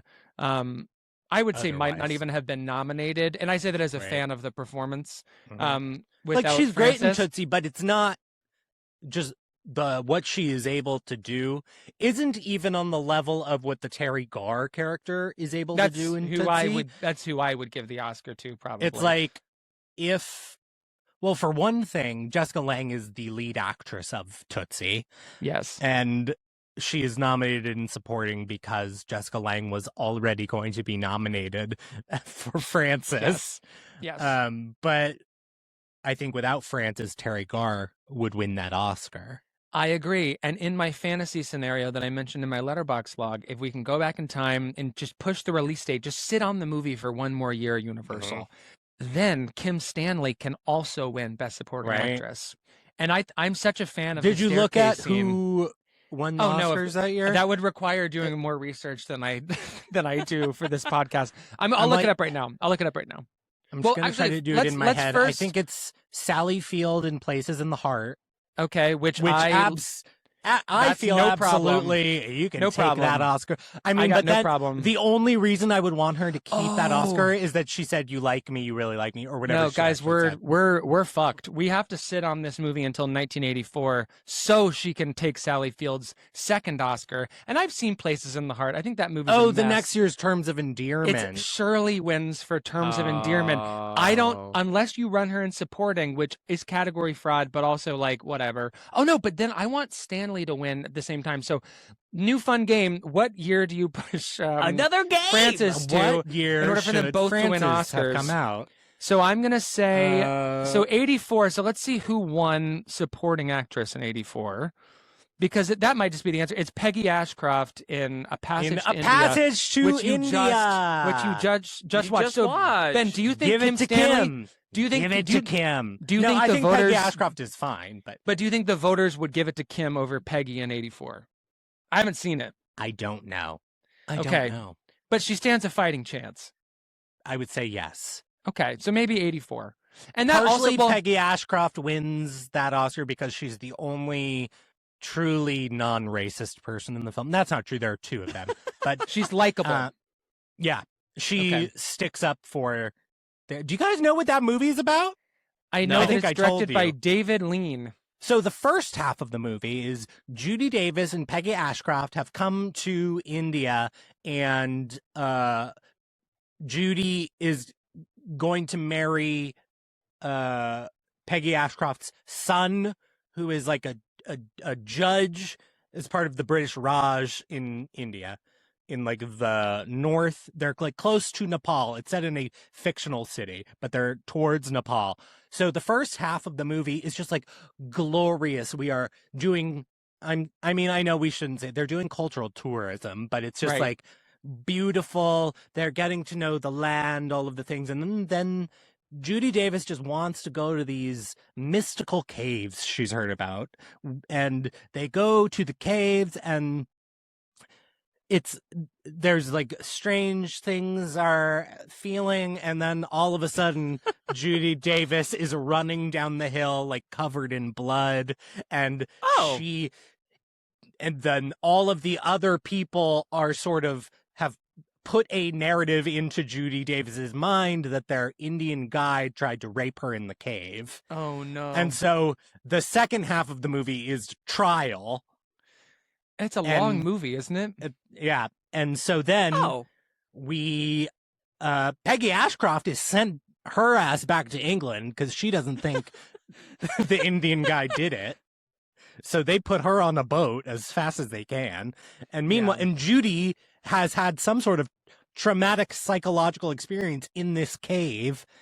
And at the end, she's basically like, I think I was in a trance or something. Like, it's so weird. It's Interesting. not good. And it's Yeah. very hard because David Lean is It's his final would film. certainly considered himself to be a progressive. Is that right, Ben? Is that his Yeah, final it is film? his final film. And Wow. David Lean was married to an Indian woman also. It's hard to decipher the good intentions of liberal artists from Right.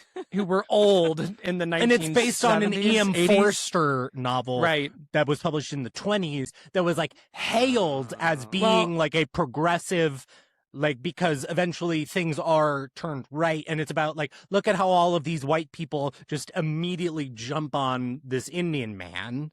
Right. Again, haven't seen the movie, haven't read the book, but knowing that it's based on Forster, which I guess I knew and I forgot. You think about A Room with a View, how basically the joke is on all of those characters except for a couple of them who see Right. through, you know, the classism, the all of the isms that are being And that's what Peggy practiced Ashcroft by and the rich and people. that's also what Judy Davis is until she goes into the cave.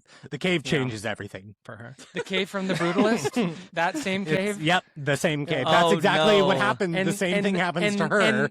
and in the probably cave. Cave. whenever I watch A Passage to India, just like The Brutalist, once we go in that cave, I ain't ever coming out a fan of this movie. That's right. I'm leaving the movie behind in the cave. right. My appreciation for the movie stays in the cave. So thank you for listening to my rant on A Passage to India, which has nothing I loved to do it. I learned with a no, lot. it's important. It's our history. topic today. Important actually work. history. I love David Lean, even despite this. You know, Sorry, getting back to Francis, I'm just seeing a note here. Staircase scene, Kim Stanley, OMFG, in quotes, Yep. your agent called. I mean, it's just, There your it is. agent called. Extraordinary. That's basically the movie. Yeah. There really isn't much else to say unless we want to talk about the ethereal quality of Jessica Of the Lange's lighting. Oh, talent. I mean, it's Major Lang. Yeah. It's I think that there. And I mean, it really changed her career entirely. Yes. Because she had been working for a decade already keep as like in a mind, model. when She's in all that all that jazz is only a few years before, and it's She had not. been in King Kong, which That's was a right. huge flop. That's right, but at the like her time. casting and all that jazz is not signaling quality necessarily to an audience Right. in 1979. Maybe more are wondering why Fosse is trusting her to play the Angel of Death, which is a Because fairly she has an important role. ethereal, one Yes, of a there you kind go. energy. Yep, She yeah. is an angel on Earth. But there is I also agree. she has that same thing that Kim Stanley has, that she is both like very sweet. There's a quietness to her in a lot of it. And like Mhm. you said when we were talking via text, that she often seems like the smartest person in the room. She like radiates this sort of piercing intelligence that Yeah. has it's not a judgmental intelligence, but she is perceiving reality on a higher frequency than everyone else in the scene. There is also a sense of Sometimes like, it's judgmental. there is a sense Complimentary. sometimes of like she just projects this innocence where you're like, does she actually get it? And then she proves that she does She get it. very much gets it. But It's also- it's great. Sorry, I'm just learning how to mute myself while I'm coughing, which I've been doing this whole episode. Wonderful. There is a quietness and a grace to the way she holds herself on screen, but this is not a performance that you could say is entirely quiet. There are a lot of big, loud moments, and it speaks She's to yelling. the She really quality gets of to chew the she's scenery. she chews the scenery. She's clawing at the walls and she's yelling, and it doesn't ever feel melodramatic. Derogatory. It doesn't feel like she's overplaying the hand. There is a really nice sense in the performance of like escalation to a breaking point. Yeah. And that is a really hard thing to do, to modulate as a performer, to not make it just like remember that you're watching sort of an overwrought drama when you have an actress who's screaming as she's being dragged out of a room by a bunch of men wearing white in a mental institution. Like, Right. and the movie does not have a, shall I say, nuanced representation of mental patients. No. And- No, it does not. but that I buy everything Lang is But doing speaks to her. I loved her in that environment, right? No, I mean, it's Again, of it's like course. it's the we're gay, so like Yeah, right. Yeah. I like right. I need I It's just like special need to in my us. life for Jessica Lange to be in a room of women who are just howling and scratching themselves. And like this is not good for the audio listeners, but just like, like doing this a lot, Yeah. like just like shaking your Tweaking. head at tweaking Yeah. is the word. and like Yeah. it's literally like Sweeney Todd era like depiction of It made me think of a movie that I also was thinking about with our next film, which is also about an institution, The Snake Pit with Olivia de Havilland. Oh hell yeah. Which I think The Snake Pit, which is a movie where Olivia de Havilland goes undercover to a mental institution and then finds out, oh no, now I'm one of the inmates, is obviously, I think, Classic. speaking of Lang, American Horror Story Asylum, I think, took a lot from The Snake Pit. Sure. Maybe also from Francis. Oh, and by the way, my background today that's literally Francis. That's Francis. That's You're right. Francis. That's Francis. Francis. And it's Francis playing the mother of someone from Seattle, just like Kim Stanley. That's right. I was Yeah. wondering why she was your background, and I was just Because like, she's Francis. histrionic mom. Okay, Because no. she's Francis, of course. That's literally My background Francis. is Francis Conroy and 6 Feet Under for our audio-only listeners. The last point that I wanted to make is that I love the film's depiction of that era of Hollywood, because I love that it does it like has a very like full and robust sense of Hollywood, but it doesn't do any like cutesy like here's Cary Grant walking on the stage. Like, Right. it's very. I was waiting for it. Yeah, I thought we were it's going to very get a, authentic, and like we don't see anyone that we don't need to see just to prove that we're in Hollywood. I'm embarrassed now that I can't remember, but who her co-star is in the first movie. It's not John Garfield. That doesn't work. It's I can't remember. Like a dashing blonde guy, and I was kind of expecting to see an actor play Joel McCrea. I thought we were going to see someone play Joel McCrea, and I was glad. The director is someone that we should all know. Also, I feel like, and I'm blanking on who that was. The director, but, like, Graham Clifford. No, the director of the movie of her movie in Hollywood, who's basically like talking about her tits and whatever. Yeah. Mm-hmm. It's not a very subtle movie. No. Like, I think the first thing I wrote this quote down that her Mr. Beebe, the studio boss, whatever, says, "I intend to make a great deal of money off you." Right. Like, it's very clear, it's very blunt, and Yeah. what I kind of And I'm fine with it. No, it works. I mean, the movie works. I do think that there's a better version of this movie that feels more from Frances's point of view. My take on the film, and this has nothing to do with Lange's performance, I think that's how we get a window into her head, is entirely through Lange rather than necessarily a lot of the camera or the script here. The movie is about Frances continually running into a lot of glass walls where she just thinks she's walking straight ahead as she is entitled to do. It's about like a system that she keeps running into and getting punished by, which is, of course, the story of Frances Farmer. But it doesn't, to me, necessarily feel like a movie that is guided by Frances's perspective as much as it's defined by repeatedly reminding you how Frances' perspective got violently, sublimated. It's a movie about how bad Hollywood used to be. Yeah, that's really what it's about. And but, I'm sure that they all felt like, good, thank God it's not like that someone anymore. Finally, right. And but it's so there's so many moments I like where it is unsubtle, like the montage when Frances goes back to Hollywood the first time, it's just a fall in the mud 10 different times. Mm-hmm. Obviously, they don't need to get another take. They're doing it to punish her, and she's getting mud on her face. But she's a woman. She's a woman, after all, who spoke out against the system. To have a voice. Ben, you said something funny in the group chat, which was like, if you turn this off halfway through, it's a movie about being true to your voice and following your dreams or something. It's gorgeous. But there it's is like something. If this was split in half, like the Titanic VHSs. I'm just watching the first one. Frances 1 and Frances 2. Frances and then Farmer. And then Farmer. Yes. It literally is like Michael 1 if it was just the rise to fame before they go to court. Farmer. Before they go to court. Yeah. Anything bad Frances happens. and Farmer. There is that feeling when you see, like, it's 1931 and Frances Farmer is basically giving a speech in a small town, Washington, about how God is dead. It's like, oh, she's fucked. Like, this is not going to work out from for the her. start. No one's liking her. She's too smart already. She's too smart. She was, she was never wrong. Put in her place. Right. It's a really sad movie. It is actually. But surprisingly, a movie I think I will watch again. I always, for sure. I've had this movie bookmarked for years.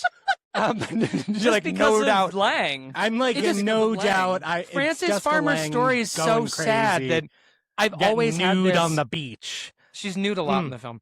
I've had this queued up, like it bookmarked on streaming services for years. Whenever I see Frances, I always add it to my queue. And I think, like, you're going to watch that one of these days, and then you can just get it over with, see the great Lange performance, and move on. And I actually, for a movie that I didn't think was perfect, I certainly will be watching this one again. There's something very cozy about it because it is just like a big, glossy studio picture with tremendous acting. Sometimes it is something you want to watch something unchallenging with good actors, especially women who are yelling. Yeah. And that's this. An unchallenging movie That's about why I a watch challenging Doubt subject once matter. a year. Right. Features Meryl Streep yelling at Philip Seymour Hoffman. That's the only movie where you can get that. That's true. This is the only movie where you can get Jessica Lange choking out Kim Stanley on a staircase. Yep. That's fact. I just want to, because I know we're moving. Oh, I'm in charge. I'll move us on. But I just want to shout out, there are some people in this movie you might recognize, including, as we said, the woman from Mrs. Doubtfire. That is, of course, the woman that the titular Mrs. Doubtfire says, "Hello, hello to with the. That's right. And you in know, this face movie, full of she frosting. gets smacked. She gets smacked. I mean, and that scene's funny too. It is. Hilarious. You I get laughed a aloud. young Jonathan Banks who's playing the guy. I didn't who realize gives her a that was nip Jonathan Banks at the bus stop. I recognized him. I said, "Who is this guy?" I did And not realize then- that was and him then either. And then I looked it up. You've also got Wally from Mulholland Drive, the casting director. Oh, yeah. He plays sort of the small-minded lawyer. That's And right. Yes. And Yeah, then yeah, you yeah, get yeah. the Jeffrey DeMunn as Clifford Odets. That's right. So there's Ben, when you commented on my Letterboxd log, like, I did not know Mike Ehrmantraut was in this. I was going to comment, and I said, I can just say this on the mic. There are a lot of, air quotes, young Mike Ehrmantrauts in this movie. And it's Right. all the people I just listed. That's right. Like, who is that again? In the 1982 version of Hello! That's right. Decent Okay. movie. Recommend it. Now available on Amazon Prime. Yeah, and we should say Seance is on the channel, the Criterion channel. On the Might be channel and on Criterion. HBO Maximum. With a Yeah. TCM little intro. Oh, I wanted to watch that. Okay, last thing I'll say, I've heard of Frances Ha, but Frances Boo-hoo, that's what I think about this. Right. Anyway, Perfect. so Perfect. Brandon, can That's you the please- title. Francis intro- Boohoo. Can you introduce our next topic, which is of course Shutter Island Well, for Wall yes. Street Twinks? That's right. No, it's literally Shutter. Speaking of things I feel like I've fucking seen before, Right. I felt like Shutter Island this whole time. Anyway, this is Gore Verbinski's. Speaking of, he doesn't know that he's an inmate. That's right. Suddenly he's an inmate. Huh? You Huh? signed the big fucking paperwork, you doof. Like As it's- soon as he signs the paperwork, it's like, what the fuck are you You're doing? screwed. I will say just off You're the bat, not getting out of here.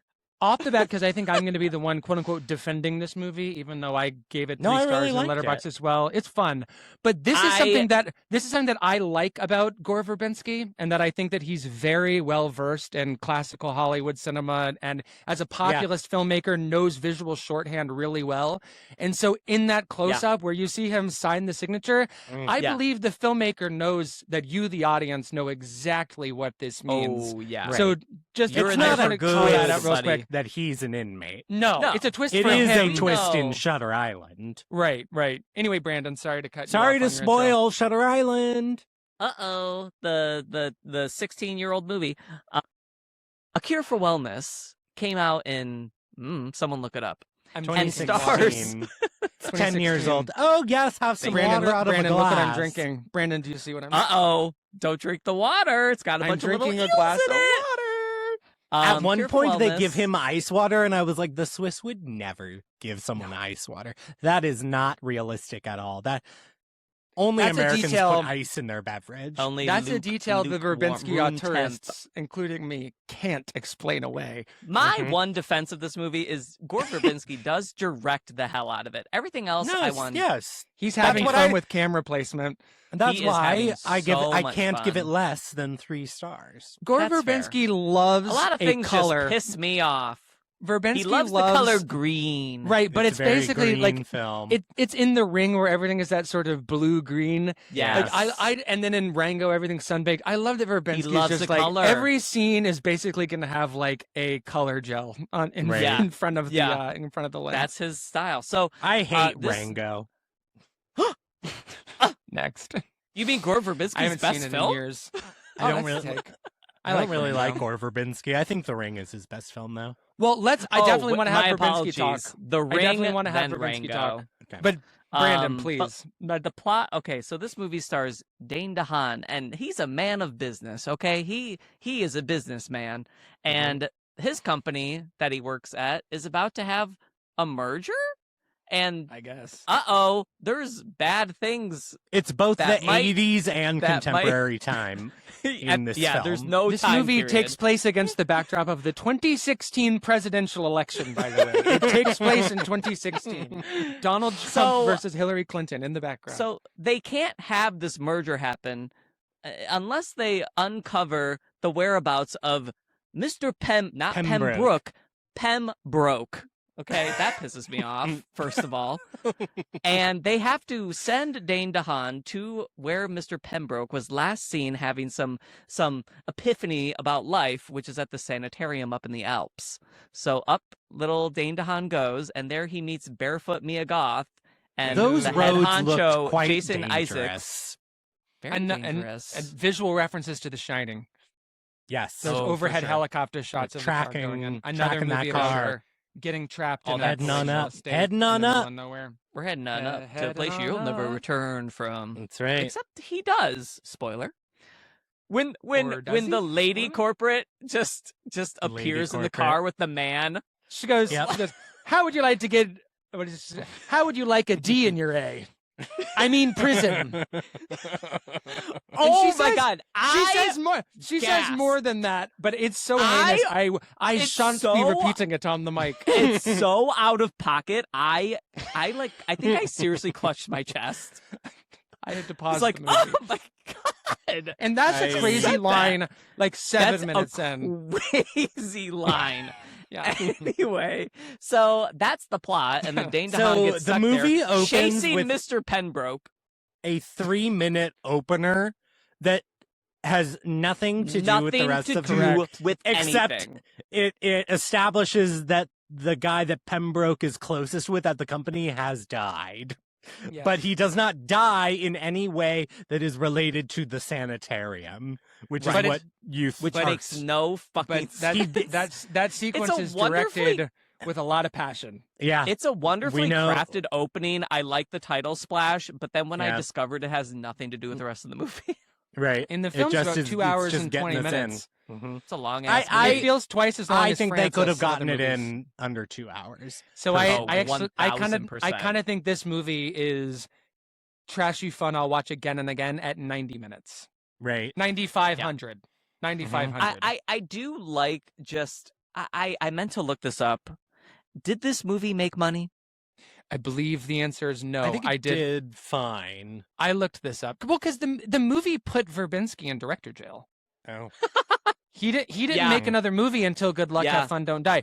It cost $40 million, and Wait. to Verbinski's credit, This it was looks his like last one before that's Have correct. Fun, Good Luck. So the budget for this film was $40 million. To Verbinski's credit, it looks like the budget's $100 million. Yeah, And true. at the box office, True. it made 26.5. Oh. Oh, yeah. flop, So it director lost jail. a good deal of money, Wow, and I it's did kind not of know he designed went to 10 years. piss audiences off. I'd Yeah, be curious it what the is. cinema score is for this. I'm gonna quickly see if I can find I it. do like C plus how cinema score. Yeah. I do like didn't how like it. bold and how like unapologetically weird the movie Yeah. is. Like the scene Yes. where Jason Isaacs shoves no lube a throat tube down Dane The DeHaan's throat throat. He And then intubates him with eels. It's sick. All right, I since was you've brought this up, let's this go was- there. This This is is something that I have was really needed to talk about. How do Just- the eels get out? How do the eels get out? It was also kind of erotic. Oh, absolutely, it was erotic. This is a He real shoved a- freak. He Gore shoved a is a tube real full freak. of eel water into. Well, yeah, and we'll come back around to that. But And Ben, the way what did you it want to holds say? on Dane DeHaan's face, it's like he's sucking He's like, a cock. Absolutely, he's not had a D in his A, but he's got a D in his M D now. in his M. He's And he's got some. He's got some D eel in pods his- and some E's in it. He's got some E's Okay. in his M as So, well. Eel I have questions. You got for this movie. You I got have a no question. Yeah, I answers. got questions. I have no no answers. questions. So I think it's legible, coherent. you think it all made sense? Great, that's I think good. it all and ties by the up. way, does the word brevity mean anything to you? Right. It's yeah. So, okay. So for me to ask the questions, we need to set up what the premise of the film Have is we about not? more. Have we not? that Jane, They're doing So- something here that with water. something is happening at Something with the is water. in the water. The water, they say, At has this restorative institution. powers at the institution where Dane DeHaan is trapped trying to find Pembroke, who he finds quite easily. He's just there. He's just at- there. He's He's literally just just at the hanging out in a institution. chamber, Chilling and grilling. and swimming in a sauna. He's just So it becomes clear to Dane DeHaan that the water seems to actually be killing them, not restoring them. Okay, so here, vis-a-vis eel. This is true. so then we sort of are forced to understand that I love that way you phrased that. that it actually No questions. right. The water is toxic to humans, but it's restorative for the eels. So he puts the eels into Is that what I'm to person. understand? That's right. And that wasn't clear. And once the eels are inside of human, he can. You're strapped into an iron lung. Oh, and You are then strapped into an iron lung, and he can. and then it drips out into a vial. Where But does what the is- drip? Where does the what- drip come from? What is the drip? Your Is it butthole. So I can tell you, Ben. So for some reason, this I'm quite confident of. And Where? here for Wait, wellness. sorry, my It's a- earbuds just said battery Yes. low. I missed what Oh. you said. That's fine. He's It's quite confident in this. I'm quite confident. what So this is. the eels That is- go into the eels in the water go into mouth. Uh-huh. Okay. Mixes with the human water. We know the body is mostly water. Right. They love to remind you of Mixes with that. the human water, and then somehow I'm going to say the butt. We squeak gonna say out the butt. a little bit of fluid, drip by drip, which is the mixture of institution water, eel pod, eel water. and eel water parentheses with eel, human water parentheses no eel, creates a magical third water, which is human water with eel water. Which is like And then that gold comes out of- color. And it comes out of your butt. And And then that is connected to a stops tube, you which from we don't see. aging. That Yes. that That's allows what's in you the Because blue Jason vial, Isaacs the is like tincture. 200 years old. right, and Yeah. so is Mia Goth. They're And- all, and I'm I sorry, guess Ben. so is that one Oh, doctor. and this is What an was not incest clear about- picture. What was Right. not clear about that? So Yes, I just didn't know. So no, I'm joking. there's the eels. They can't just harvest the eels the directly. eels. That's the question. Like, why does I guess I didn't understand that it Why needed to be eels? eel water and human water distilled magic third water. needed. I didn't recognize. Let's Why- call it poster water, because the Why little in- blue vial Exactly. was the key image of the film. Why in the sensory deprivation tank Fun do the sequence. eels? Well, do the eels? Why do the eels need to be in there? And where did they Are come they from? in there? Brandon, because there's such a thing as the cinematic image, and And you know what? That's an image I want to see. I was wondering why that tank is so big. If it's big. If it's It's a big if tank. it's simply a sensory deprivation tank. Well, in a It could sensory be deprivation- Because about a it looks cool. that right. it literally is just because it looks That's cool, which literally- is what motivates many of the decisions in this film. Which Quite I a like. waste It of looks water. If you're That's trying to correct. run an That's true. operation, Well, does that mean that Maybe if entire you had tank eel water becomes that you eel were passionate water? about. Yes, but I don't think that there actually were any eels in the tank. You think Um, he that actually was hallucinated? a. So that you're where on the would- side where- of the sanitarium. You're on the Okay, side I of wanna- the sanitarium. okay. I'm just gonna, Interesting. guys, just let me put my cards on the table. I'm pro the You work sanitarium. there. I'm You pro work the there. sanitarium. Mhm. What they're working to do is not just extract a human and eel water hybrid, but extract the influence of a corporate culture from That's right. True. contemporary adults. The theme of this film is stop And- working so hard. And also, as someone It who says has let your body be harvested instead someone- of working. who has spent so much time and so much goddamn money fixing my teeth, despite the fact that Oh, I yeah. brush and I floss, the The fact tooth that extraction was Well, a little well, close to home. that hit very hard And I for me, knew you especially would. because I had Oh. I had just watched another tooth-related movie, which now I can't remember. But look, if I'm drinking this water that makes my teeth fall out, and then they're replacing my teeth with new teeth for free, Yeah. like, babe, if you want to look at my medical debt, I would gladly go to the institution. I'm the sanitarium. I think is a good place, and I Hmm. think that Jason Isaacs is a bad leader, but I think that You would I be a think- better one. I'm running for leader of the sanitarium. I'm running on a no incest but pro eel water platform. Right. Yeah, just get rid of the incest. Yeah. Then we're good. It is a crazy the image, though, the Jason drilling into the front Isaacs- tooth. The drilling As into the soon front as tooth the- is an the insane visual. As soon Yeah. as the driver in the opening 20 minutes is like, so there was a baron who was really worried about the purity of the bloodline. You're like, well, that's coming back into play. Yeah, not just the driver. This but isn't Cyril- over. We're going to loop Celia- back around to that one. Celia Emery plays a crosswords-loving British lady who I referred to as Basil Exposition throughout the movie. Yes. Because he loves to walk up to her and she's like, there's a certain darkness here.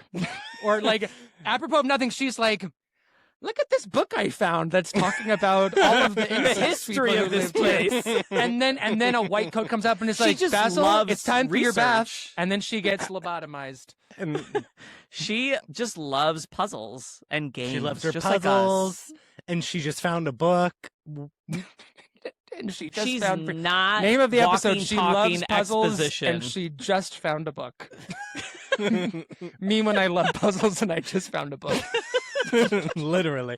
Me when I'm doing my crossword because life has become too much for me as I watch Survivor or an old episode of Mad I Men. want to talk about the final Jason Isaacs scene where his face peels off Eel in the pussy.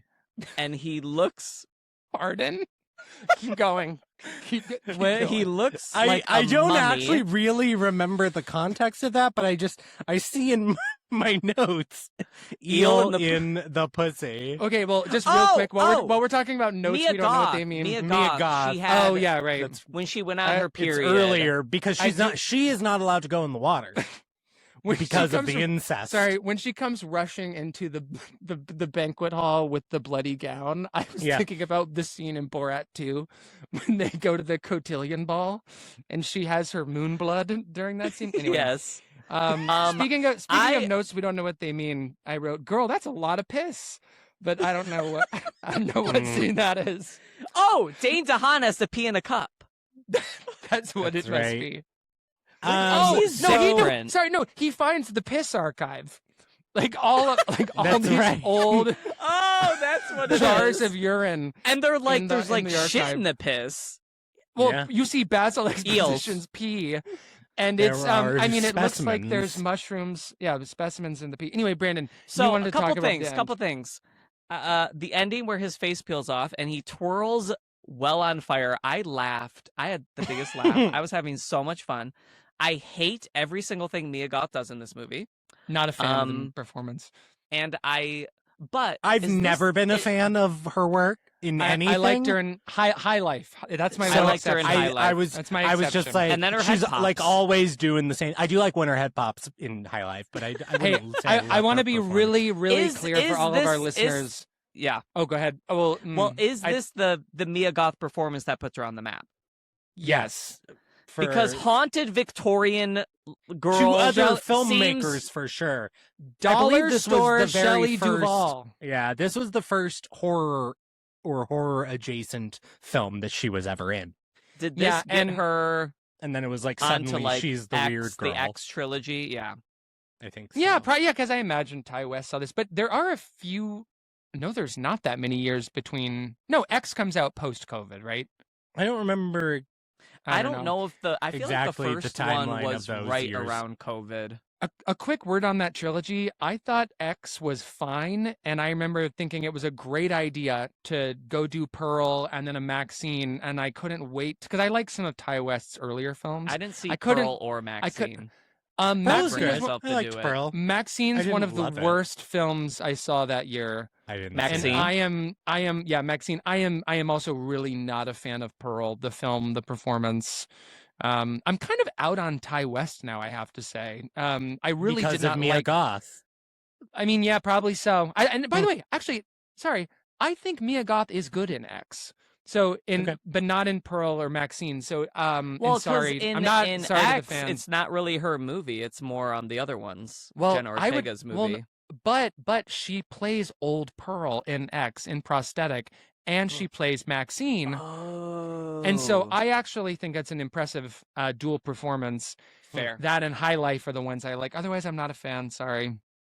Yeah, so her doing her whole like weird girl creepy shit in this barefoot, just barefoot in piss- the Alps. piss me the fuck She's off. no Contessa. She's no barefoot Contessa. It's Yeah, it an mostly odd just made film. me it just made me mad for the most part. I did like him being on crutches the whole time. I thought that was like an Fun interesting detail. choice Yeah, for that cuz he's like in chase sequences crutching around. Yeah. It's fun. It's a fun detail. Yeah. But And really, I think that Verbinski has a real eye for detail within action sequence. I think that I will always point to Pirates of the Caribbean, specifically the fight sequence that is, or the battle sequence between the two ships. It is insane to me that he is able to maintain a spatial geography when you are below deck, above deck, on an ocean, on two different ships that are being blasted apart at the same time. I think that there is an all too rare coherence in the edit and in the shot making. He's very and good at and stuff in like that geography. Marvel could never He's excellent today. at all that stuff, and all of the little sort of micro narratives within a sequence. It's like the great fight sequence between Orlando Bloom and Dr. Jack Sparrow. Dr. Jack Sparrow. Dr. Jack Sparrow. Dr. Jack Sparrow appearing Jack Sparrow at in the the pit. sanitarium. Oh yeah. Yes. he shows but up like in both. the scene where they're fighting in the blacksmith's office workshop, and sort of the callbacks to the blacksmith being asleep, and how we're able to have like a witty repartee in the dialogue while we're doing that. I think Verbinski's great at not just clarifying focus on all of these disparate details in a sequence, never losing flavor, charm, flair, what have you. But just that, I just think he's very talented at keeping all the pieces clear. Many would agree. probably say Pirates is his best. I would suspect. I would, but I do also love The Ring, and I think that's a great choice. Pirates is just so long. I mean, It's Gore long. Verbinski like 2.5, invented right? the 2.5-hour blockbuster with Pirates, which Sure. is Yeah. a legacy that we now have to endure. For now It's true, over but 20 years. we could say the same thing about Jaws and Whatever. Star Wars, and also, I mean, about not about 2.5 hours in length. No, I but know. just about problems in the contemporary cinema. No, I know. I did, but it's, I that it still is that I don't like how long Pirates itself is. I still think it's it's too long. bloated. I think it's and well gets paced, but boring. I totally understand what I you're haven't saying. seen it in maybe 15 years. There's a really good shot of Keira Knightley falling towards the sea off of a cliff that's really funny.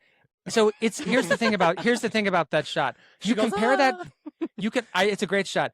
You compare that shot to Halle Berry and Die Another Day doing the backwards dive off of the cliff in another Caribbean location, which is the fakest shit you'll ever see in your life. Speaks to Gore's talent. He I also think Gore's a talent. He's got an eye. I think I do think he's a talent, even if I didn't like this picture. I think that he has a gift with practical effects. I mean, I want to see the new Gore. He's not his own visual effects supervisor, right? But even in A Cure for, well, first in Pirates, the fact that apart from the skeletons, that most of the effects in that movie are practical, and that there are so many explosions. Thinking about the finale of Cure for Wellness, we've got smoke, fire, water, broken glass, like real elements that are happening for real in the shot live that the actors are reacting to. He has a real commitment to practical effects and the artistry of it, in a way that I find inspiring. Quickly, the tooth scene, when we see Dane DeHaan get his front tooth drilled all the way through. Tooth tutors, of course, comes to mind. But my understanding is that's a practical effect. I believe it. Which is Oh, sure. crazy. Yeah. Which is really wild. So, props to It's Gore a very for that. handsome picture. Yeah. It's a good looking movie. But It is like the script is always the thing that holds Gore back for my appreciation of his work. That's fine. That's fair. It's like I would say that this is a good movie, but the writing keeps it from being a great movie, which is also how I feel about Pirates, which is a movie I like a lot, but I struggle, and Rango is just bad to me. So I am not interested in Rango whatsoever. I never saw The Lone Ranger, although there are defenders. I didn't see that either, but I would like. There to. are defenders. that's a Gore. I obviously There are raise an defenders of eyebrow. that? Yes, there are defenders of that movie. I raise an eyebrow. I have never seen it. Only There are because defenders I'm of every Gore movie. He's got they're- shooters. defenders of every movie. Period is what I thought you were going to say, but Gore especially. Like the Gore heads he's go got hard. fans. But speaking of Rango, like once he finishes Pirates, the 4 films after that are Rango 2011, Lone Ranger 2013, Cure for Wellness 2016, and then Good Luck, Have Fun, Don't Die from this Wow, year. he really got So- put in jail. I can't believe haven't that. seen the Lone Ranger, so I can't speak to it on Just that. like But I Francis really Farmer. do feel like to use the that's right. I'm not going to use the nomenclature of a popular film podcast, but what he did with the success of the Pirates movies, the movies he's making with his, some might call it a blank check, and then with Good Luck, Have Fun, which is an independently financed film, by the way, which is really Right. crazy because Gore's like the studio filmmaker I gotta see Right. it. of the odds. He is, with those last 3 of the 4 that I've seen, he becomes very consumed with modes of existentialism, genre play, asking the big question, interrogating the ails of our current late capitalist world that we live in. That last point more in this than in Rango. But Good Luck, Have Fun, Don't Die, I think is messy, and I mean that in a good way. But he's grappling with a lot of the same ideas that he's playing with in A Cure for Wellness around what are the sources of the toxins that are making us all sick as a society? And I the would answer really like is to see it. eels. Right. It's good. Always I got to. eels. I think I said this on the mic on our first episode, but I got to moderate a Q&A with him for Good Luck, Yeah. Have Fun, Don't Die at the Palm Springs International Film Festival. And it was one of the greatest Q&As I've been a part of, not because I was asking great questions, but because Gore was giving such thoughtful answers. And it's clear he has such a deep love of the game. And he's a fucking gonzo weirdo at heart. Right. And I appreciate Yes, that. I wanted to talk Yeah, about that. let's talk more. about that. Let's talk How about weird that. he is. A That weirdo. Gore is a bona fide freak. And Yes. I liked this movie so much that I need to go to my Guillermo del Toro log of Frankenstein. Why did I phrase it like that? I have no idea. I'm slipping. My We did pass the 2-hour mark. my log of Guillermo del Toro's Frankenstein. I got to dock it half a star because Love this take. like I couldn't stop thinking about Guillermo while watching this film because That's interesting. they are sort of in a similar aesthetic, but to me one is vastly superior, and the reason is there are no dicks in the world of Guillermo del Toro. He is not Including the fish. interested, including the fish. Smooth crotch. He is Smooth sort of crotch. a poser freak to me. Like, he is interested in like the aesthetics of, but he's not a sexual freak. He's not a pervert.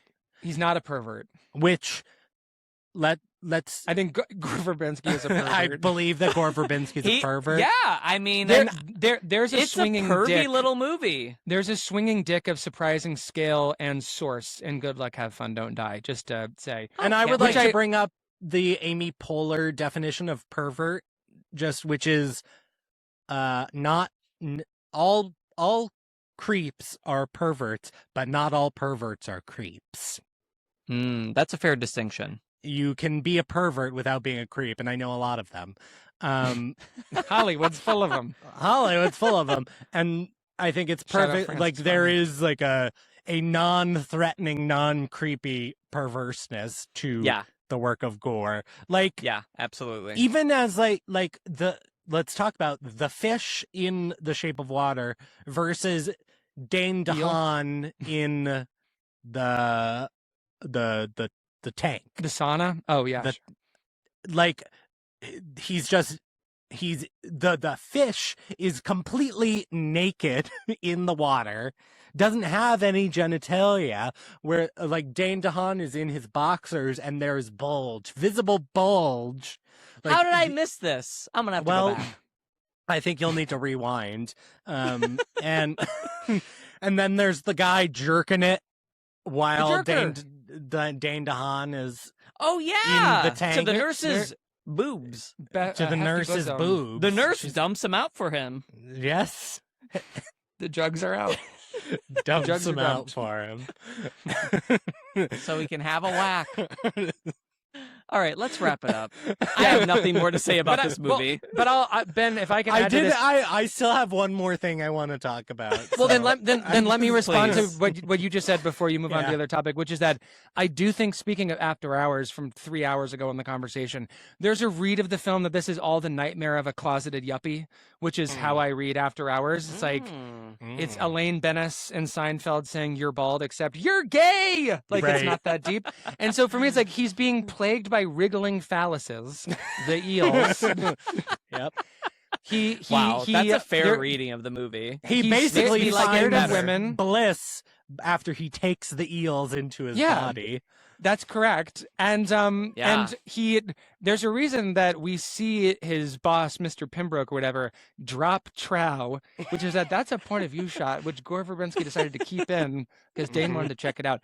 I will say, because it's not just because it's Gore, but as soon as they were like in the sauna with the towels, I was like, Pembroke is dropping that thing before the right. scene is yeah, over. baby. Sometimes you just know when someone's going to disrobe on yeah. screen. Pembroke, who was a famous Buffy the Vampire Slayer villain, by the way. That's right. I don't- That's right. Probably. don't know if you guys Oh, is watched that where that. he came from? I wonder. Ben, if I he love was a the face. Guillermo del Toro. Oh, sorry, Brandon. What? No. Pembroke. I love the Guillermo point. Is all I was going to say. Okay. And then quickly, I would like to say that Dane. Let's talk about Dane DeHaan. So I have two things I want to bring up. Dane DeHaan was like a rising star. Did this Yeah. kill the Dane DeHaan train That as is well? a good question. Was this I the think- movie Is that this when- ended Dane that- is this- DeHaan? Is this And then- then post or pre-Valerian? Because This one is of those pre. killed it. It's pre. This is pre. I think the 1-2 punch of the Cure Valerian for killed Wellness it. and Valerian Right. back to back. I think that kind of ruins Well, it. he was probably cast in Valerian before this also. That's a fair point. Because too. I think they came out 2016, 2017. Now he There- was But I could be in wrong about that. he was in Oppenheimer, and I remember but jump scare. I can't He even was? remember Anti who Dane the, DeHaan, I but can't he even was in remember who he Oppenheimer. was. So I don't think that I have counts. no. When I know was he watching in- Oppenheimer, my eyes were reading Dane DeHaan. He was in I a don't Nicole recall Kidman him. Prestige Slop limited series a couple years ago. Was he Keep in mind, like- in the Stairway limited series? That's a- Was that? Oh, a maybe great that's what I'm question. thinking of. Not He was. He yeah, was he was in in the some- staircase. Tony Collette. He not was in the the Because I staircase, wanted, you're right. I wanted him and Patrick Schwarzenegger to kiss, and they did it in that kissy film. kissy. Yeah. I will say Um, about Dane. So he's also, by the way, in that same school as like Ty Sheridan. Sure. It's Yeah. Dane DeHaan, of course, is lost to Hollywood because of the 1-2 punch of Cure for Wellness and Valerian. But what happens 1 year later in Hollywood in terms of defining a leading man on screen? Solo. Timothée Chalamet arrives in Call Me by Your Name. That's right. And becomes King Twink of Hollywood. That's right. Because right? that killed So it. That killed Dane- the Dane DeHaan. It could have been Dane DeHaan in this, which again, Shutter Island for Wall Street Twinks. Could have been Valerian, which could have been like the start of a giant sci-fi franchise. Instead, it's little half French boy who went to LaGuardia School of That's the right. Arts in the gay Italy movie with, Mhm. I've already That's who forgotten his takes name. the spot. Army With Hammer. Armand. And then like Ty Sheridan has Ready Player One around this time as well. That's right. But Timmy became King Twink 1 year later. Dane Yeah. DeHaan sort of.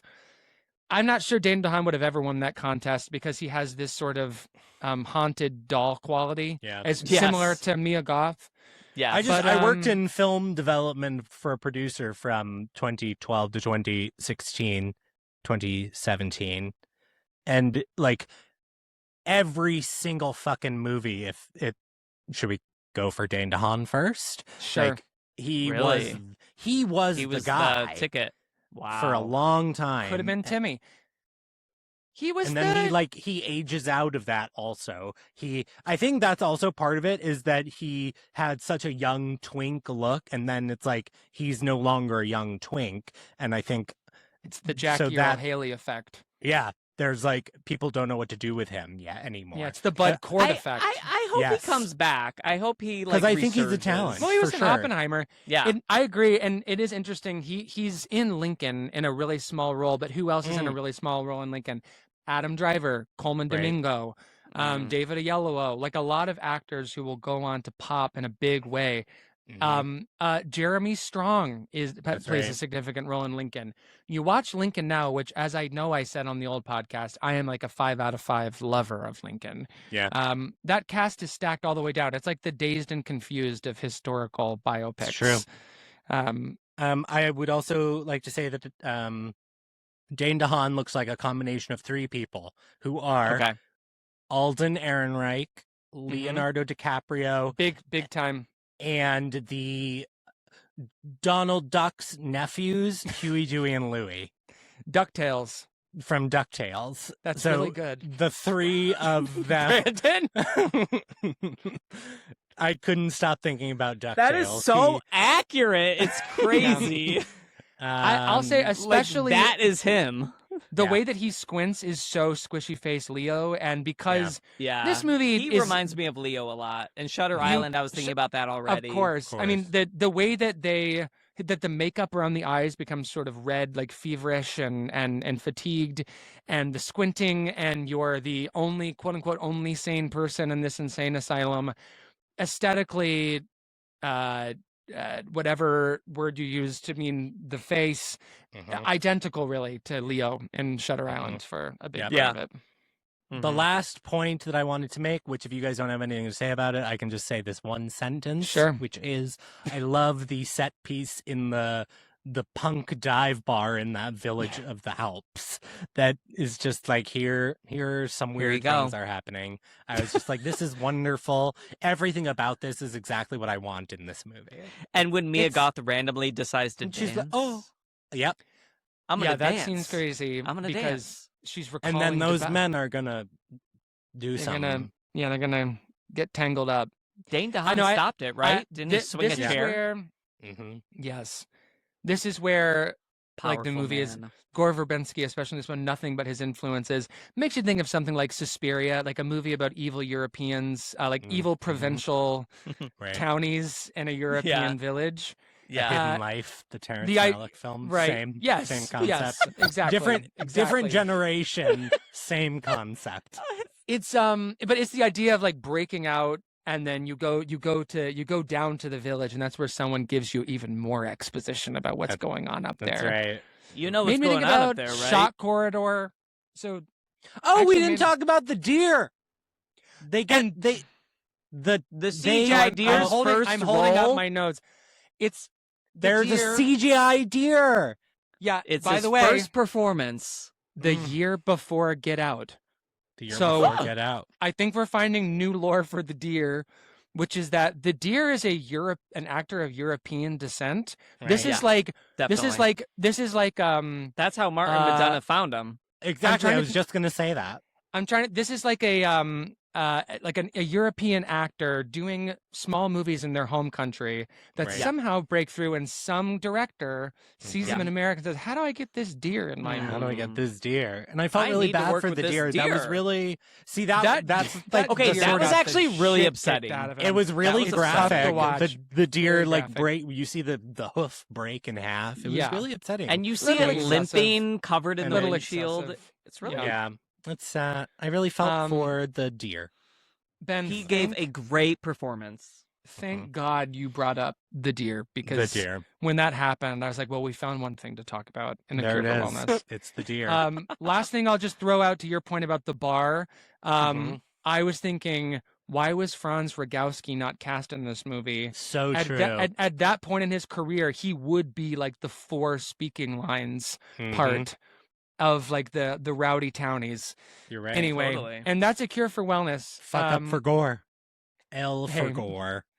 Hooves up. Not casting Franz. Hooves up. Broken hooves up for Gore. So that's Gore. That's a cure for wellness. This has been Kim Stanley 10 p.m. for Brandon. Yeah, this has been the Kim Stanley and Gore Verbinski's A Cure for Wellness episode. So wrapping it all up, we're going to quickly talk about the last thing we watched, and then we will say what we're doing next week, and then we will bid you all adieu. I have to pull up Letterboxd to remember. I think you guys are going to have something to say about my last watch, which was Send Help. Oh, did you not like it? You enjoyed it. So for a minute I thought I would turn it off, and then I didn't. And was it when the guy without the seatbelt flew out the window? Is that when you were like, this is good. I'm locked in now.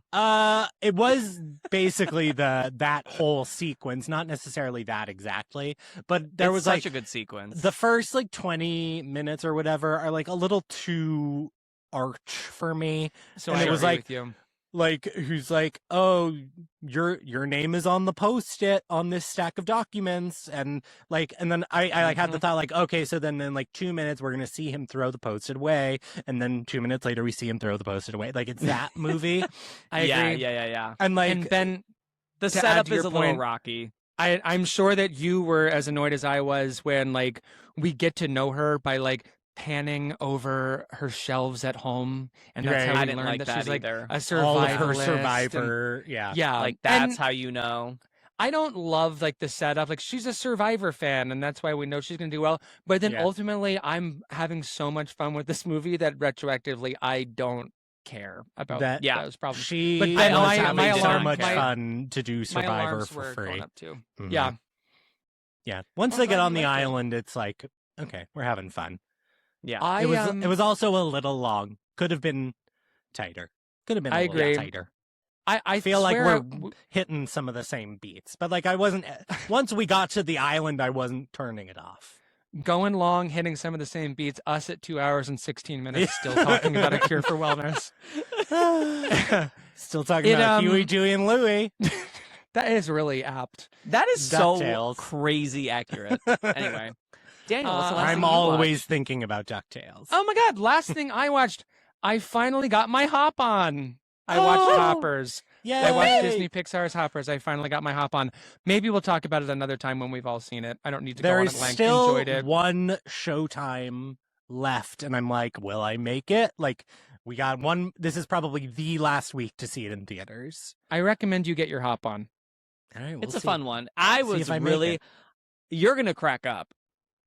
I am. It's really gonna make you crack up. If you I, are in the mood I to crack really want to be. If you're in the mood to crack up, the Hoppers. Notice is I gonna- said I really want to be in the mood to crack up, not that I am in I the am mood in to the crack up. you want to get there. I get Yeah. it. The last thing I watched was Exit 8, the movie based on the video Oh, how game. was And that? you Exit didn't like 8. it. I didn't like that it tries too hard to be about something, and I ultimately didn't enjoy what it decided to be about. I thought it could have just been a fun, thrilling mind bender without having to be about something. So I thought it felt a little forced. Fair Okay. enough. I do But plan I to still watch it at enjoyed some it. point. I Same. enjoyed looking at it and being along for the ride, but the theme of it felt a little like, meh. Yeah. We didn't need that. Makes guess. sense. I'll be curious to check it out. Anyway, Next Next week, Next week on week. Movies IMO, who's going to be in charge? It is Me. Brandon. I'm the captain And- now. Ben, what are you bringing to the table next week? So next week, I am bringing a fun film. I think it's fun. I actually don't know. I haven't seen it yet. George Clooney's directorial debut, Confessions of a Dangerous Mind, starring Sam Rockwell, written by Charlie Kaufman. I'm excited to see if it's any good. I do like Charlie Kaufman, especially when he doesn't direct it himself.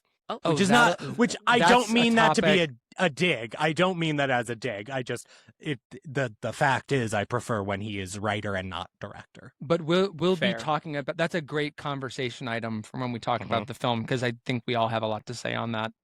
And then I'm bringing Elio Petri's Investigation of a Citizen Above Suspicion from 1970, a film I haven't seen. I also haven't seen Confessions of a Dangerous Mind, which I keep wanting to call Confessions We have of a wordy Teenage Drama titles. Queen. Yeah. So Yeah. I think that I have some they thematic kind of go connections together, between. though. I think I have thematic connections between the two movies I haven't seen. I don't want to say what they are now because I don't know if they're real. But All right, what I we'll do, find out. but if they're what real, I- like the eels. but what those eel pods are real. But what I do know is that we both have in the middle of our Mhm. titles. Confessions of a Perfect. Dangerous Mind, Investigation of a Citizen Above Suspicion. It's a big mouthful. So it's the of So it's- episode. It's the episode. That's the title of the Great. episode of wonderful. of Well, So See you until then. then. F Can't wait word. to till go- then, Oh, and tell us. Would you Oh, right. send your daughter back to Hollywood after she didn't want to? Would you get her lobotomized for that so that she can do a TV show?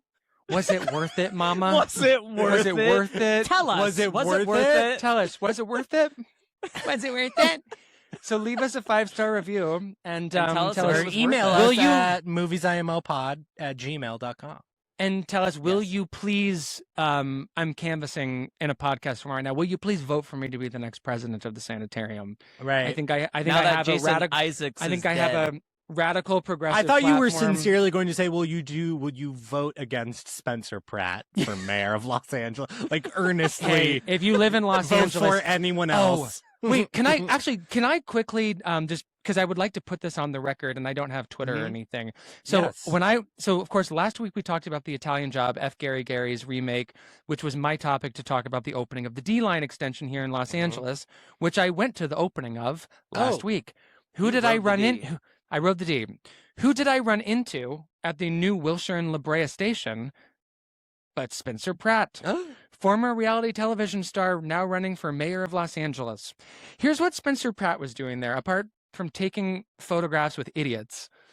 He passed me as I was exiting the metro station and he was going down into the metro. And I think, oh, of course, Pratt, mayoral candidate, is about to go ride the D and do content about it. I imagine that's what they're all doing today.